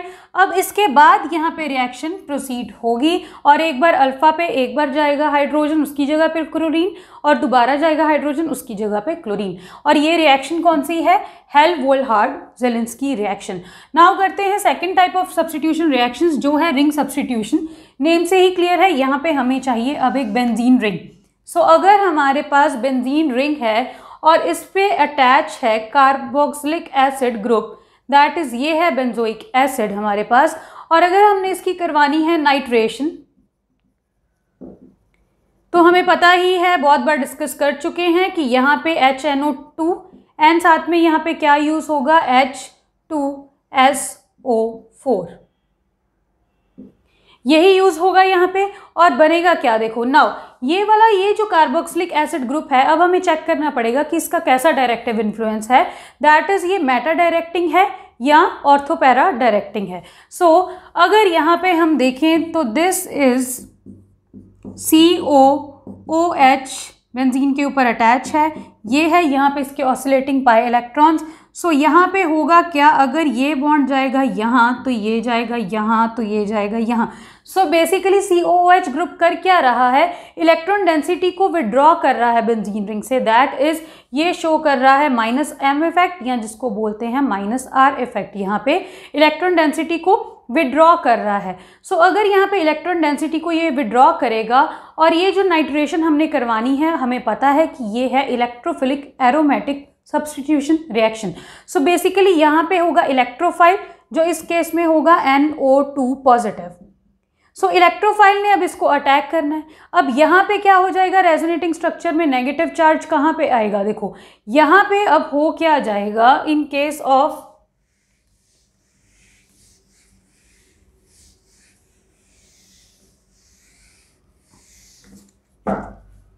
This is benzene ring. Benzene ring के साथ यहाँ पे अटैच है COOH ग्रुप। तो जब ये बॉन्ड यहाँ पे ट्रांसफ़र हुआ तो ये गया यहाँ पे, ये क्या बन गया है, ये है बेंजीन रिंग, ये है यहाँ पे बॉन्ड, यहाँ पे बॉन्ड, यहाँ पे आया डबल बॉन्ड, यहाँ पे है कार्बन, कार्बन के साथ OH, इस O पे आया नेगेटिव चार्ज, और यहाँ पे अब आ गया है क्या, देखो यहाँ पे अब आ गया है एक पॉजिटिव चार्ज। दैट इज इस केस में क्या होगा, अब नेक्स्ट यहाँ पे क्या होना है, इसने यहाँ पे शिफ्ट होना है, तो ये क्या बन जाएगा, यहाँ पे बॉन्ड, यहाँ पे बॉन्ड, यहाँ पे positive charge, double bond COH, O negative, then ये यहाँ पे ट्रांसफ़र होगा, तो ये क्या बन जाएगा, यहाँ पे ये बॉन्ड, यहाँ पे positive charge, double bond COH, और O पे आ गया नेगेटिव चार्ज। ठीक है, यही है। तो इस केस में हमारे पास पॉजिटिव चार्ज आ रहा है कहाँ कहाँ पे, ऑर्थो एंड पैरा पोजीशन पे, और ये रिएक्शन कौन सी है, इलेक्ट्रोफिलिक एरोमेटिक सब्स्टिट्यूशन। तो इलेक्ट्रोफाइल के ऊपर भी पॉजिटिव चार्ज और ऑर्थो और पैरा पोजीशन पे भी पॉजिटिव चार्ज, रिपल्शन हो जाएगी। सो अगर हम यहाँ पे मेटा पोजीशन की बात करें तो मेटा पोजीशन पे अगर पॉजिटिव चार्ज नहीं है तो यहाँ पे नेगेटिव चार्ज भी नहीं है, बट यहाँ पे अब पॉजिटिव चार्ज के कंपैरिजन में जो मेटा पोजीशन है वो ज़्यादा इलेक्ट्रोनेगेटिव है। That is when we compare the ortho para position with meta position, तो हम यहाँ पे क्या देखेंगे कि ऑर्थो पैरा पोजीशन पे तो डायरेक्ट ही पॉजिटिव चार्ज आ रहा है, तो मेटा पोजीशन फिर भी इलेक्ट्रोफाइल के अटैक के लिए ज़्यादा यहाँ पे बेनिफिशियल है, बिकॉज एटलीस्ट इसके ऊपर कोई डायरेक्ट पॉजिटिव चार्ज तो नहीं आ रहा, चाहे नेगेटिव चार्ज नहीं आ रहा। सो ये है यहाँ पे NO2 पॉजिटिव। अब ये किस पे अटैक करेगा, ना यहाँ पे अटैक कर सकता है, ना यहाँ पे अटैक कर सकता है, ना ऑर्थो पे ना पैरा पे। सो अटैक किस पे करेगा, मेटा पे। तो जब मेटा पे अटैक करेगा इसका मतलब क्या हो गया कि ये जो COOH ग्रुप है दिस इज मेटा डायरेक्टिंग। इसीलिए अगर हम यहाँ पे रिंग पे सब्स्टिट्यूशन करेंगे तो हमें मिलेगा क्या,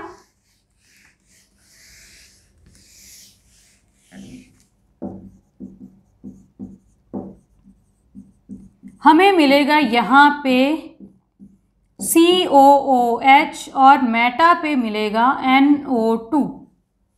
ठीक है, सिमिलरली अगर हम इसकी हेलोजिनेशन करवाते या ब्रोमिनेशन करवाते तो अगेन यहाँ पे हम यूज़ करते Br2 in the presence of Lewis acid, जो हमने यहाँ पे यूज़ कर लिया FeBr3। यहाँ पे क्या होगा, अब ये है COOH, अगेन इसने मेटा पोजीशन पे डायरेक्ट करना है इनकमिंग इलेक्ट्रोफाइल को, जो यहाँ पे होगा Br पॉजिटिव, और ये FeBr3 है लुइस एसिड, जिसका काम ही है क्या, इलेक्ट्रोफाइल जनरेट करवाना। ठीक है, इलेक्ट्रोफाइल क्या होता है, जिसके ऊपर पॉजिटिव चार्ज होता है। इस टाइप के ऑफ रिएक्शंस भी हम ऑलरेडी प्रीवियस चैप्टर्स में बहुत बार स्टडी कर चुके हैं, इसीलिए ही हमने इनको किया है बहुत ही फास्ट। अब हम आते हैं लास्ट टाइप ऑफ रिएक्शंस पे, that is oxidation reactions of carboxylic acid.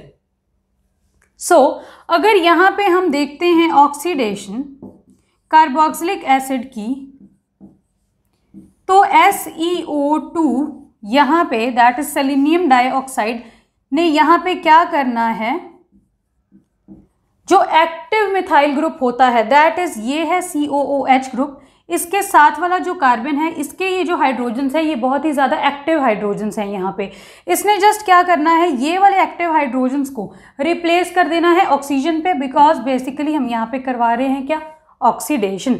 सो ये बन क्या जाएगा, अगर हम इसको ओपन करके लिखें, ये है R के साथ है यहाँ पे CH2, साथ में है यहाँ पे COOH, यहाँ पे हमने ऐड की सेलेनियम डाइऑक्साइड, बेसिकली हम कर रहे हैं यहाँ पे ऑक्सीडेशन, तो यहाँ पे होगा क्या, ये वाला जो कार्बन है ये कार्बोनिल ग्रुप के बिल्कुल साथ वाला कार्बन अल्फा कार्बन, और ये जो हाइड्रोजन्स अल्फा हाइड्रोजन्स ये बहुत ही ज़्यादा रिएक्टिव होते हैं। तो ये जो दोनों एक्टिव हाइड्रोजन्स हैं इन दोनों को इसने रिप्लेस कर देना है O के साथ। हमें पता है ऑक्सीजन की वैलेंसी होती है 2, तो अगर यहाँ से 2 हाइड्रोजन निकालेंगे तो ही इस कार्बन की 2 वैलेंसी इनकम्प्लीट होगी, तो ही इस पे आएगा ऑक्सीजन। सो ये बेसिकली बन क्या जाएगा RCOCOOH, तो यहाँ पे लगा ही है इस C के साथ जस्ट यहाँ पे जुड़ गया है जाके O। सो SeO2 का काम है यहाँ पे एक्टिव मिथाइल ग्रुप की क्या करवाना, ऑक्सीडेशन। वैसे जो कार्बोक्सिलिक एसिड्स होते हैं वो बहुत ही ज़्यादा जल्दी ऑक्सीडेशन नहीं करते, बिकॉज ऑलरेडी खुद ही हैं ऑक्सीडाइज्ड प्रोडक्ट। हमने पहले ही देख लिया, अल्केन से अल्कोहल, अल्कोहल से एल्डिहाइड और एल्डिहाइड से कार्बोक्सिलिक एसिड। सो खुद ही ऑक्सीडेशन प्रोडक्ट्स हैं, तो यहाँ पे इनकी ऑक्सीडेशन बहुत ही ज़्यादा जल्दी नहीं होती है। अगर हम यहीं पे बात करें, अगर हम यहाँ पे HCOOH that is formic acid की ऑक्सीडेशन करवाएं तो यहाँ पे बेसिकली इसकी ऑक्सीडेशन नहीं होगी, ये जस्ट यहाँ से फॉर्म कर लेगा कार्बन डाइऑक्साइड एंड साथ में फॉर्म हो जाएगा यहाँ पे वाटर। बस ये क्या फॉर्म हो गया यहाँ से CO2 एंड साथ में यहाँ पे फॉर्म हो गया है क्या, वाटर। तो इतना ही था अबाउट ऑक्सीडेशन। सो यहाँ पे we have covered everything about carboxylic acids. हमने क्या डिस्कस किया है, स्ट्रक्चर डिस्कस किया, classification, synthesis, physical properties, chemical properties. Chemical properties में भी हमने सबसे पहले डिस्कस की OH जब क्लीव होगा बॉन्ड उसकी रिएक्शंस, देन जब CO वाला बॉन्ड क्लीव होगा उसकी रिएक्शंस, एंड देन जब COOH पूरे का पूरा ही हमें यहाँ पे रिएक्शंस देगा। उसके बाद एडिशनल रिएक्शंस हमने यहाँ पे की हैं, सब्स्टिट्यूशन रिएक्शंस हैं, ऑक्सीडेशन रिएक्शंस हैं, डीकार्बोक्सिलेशन रिएक्शंस हमने की और रिडक्शन रिएक्शंस भी वी हैव डिस्कस्ड।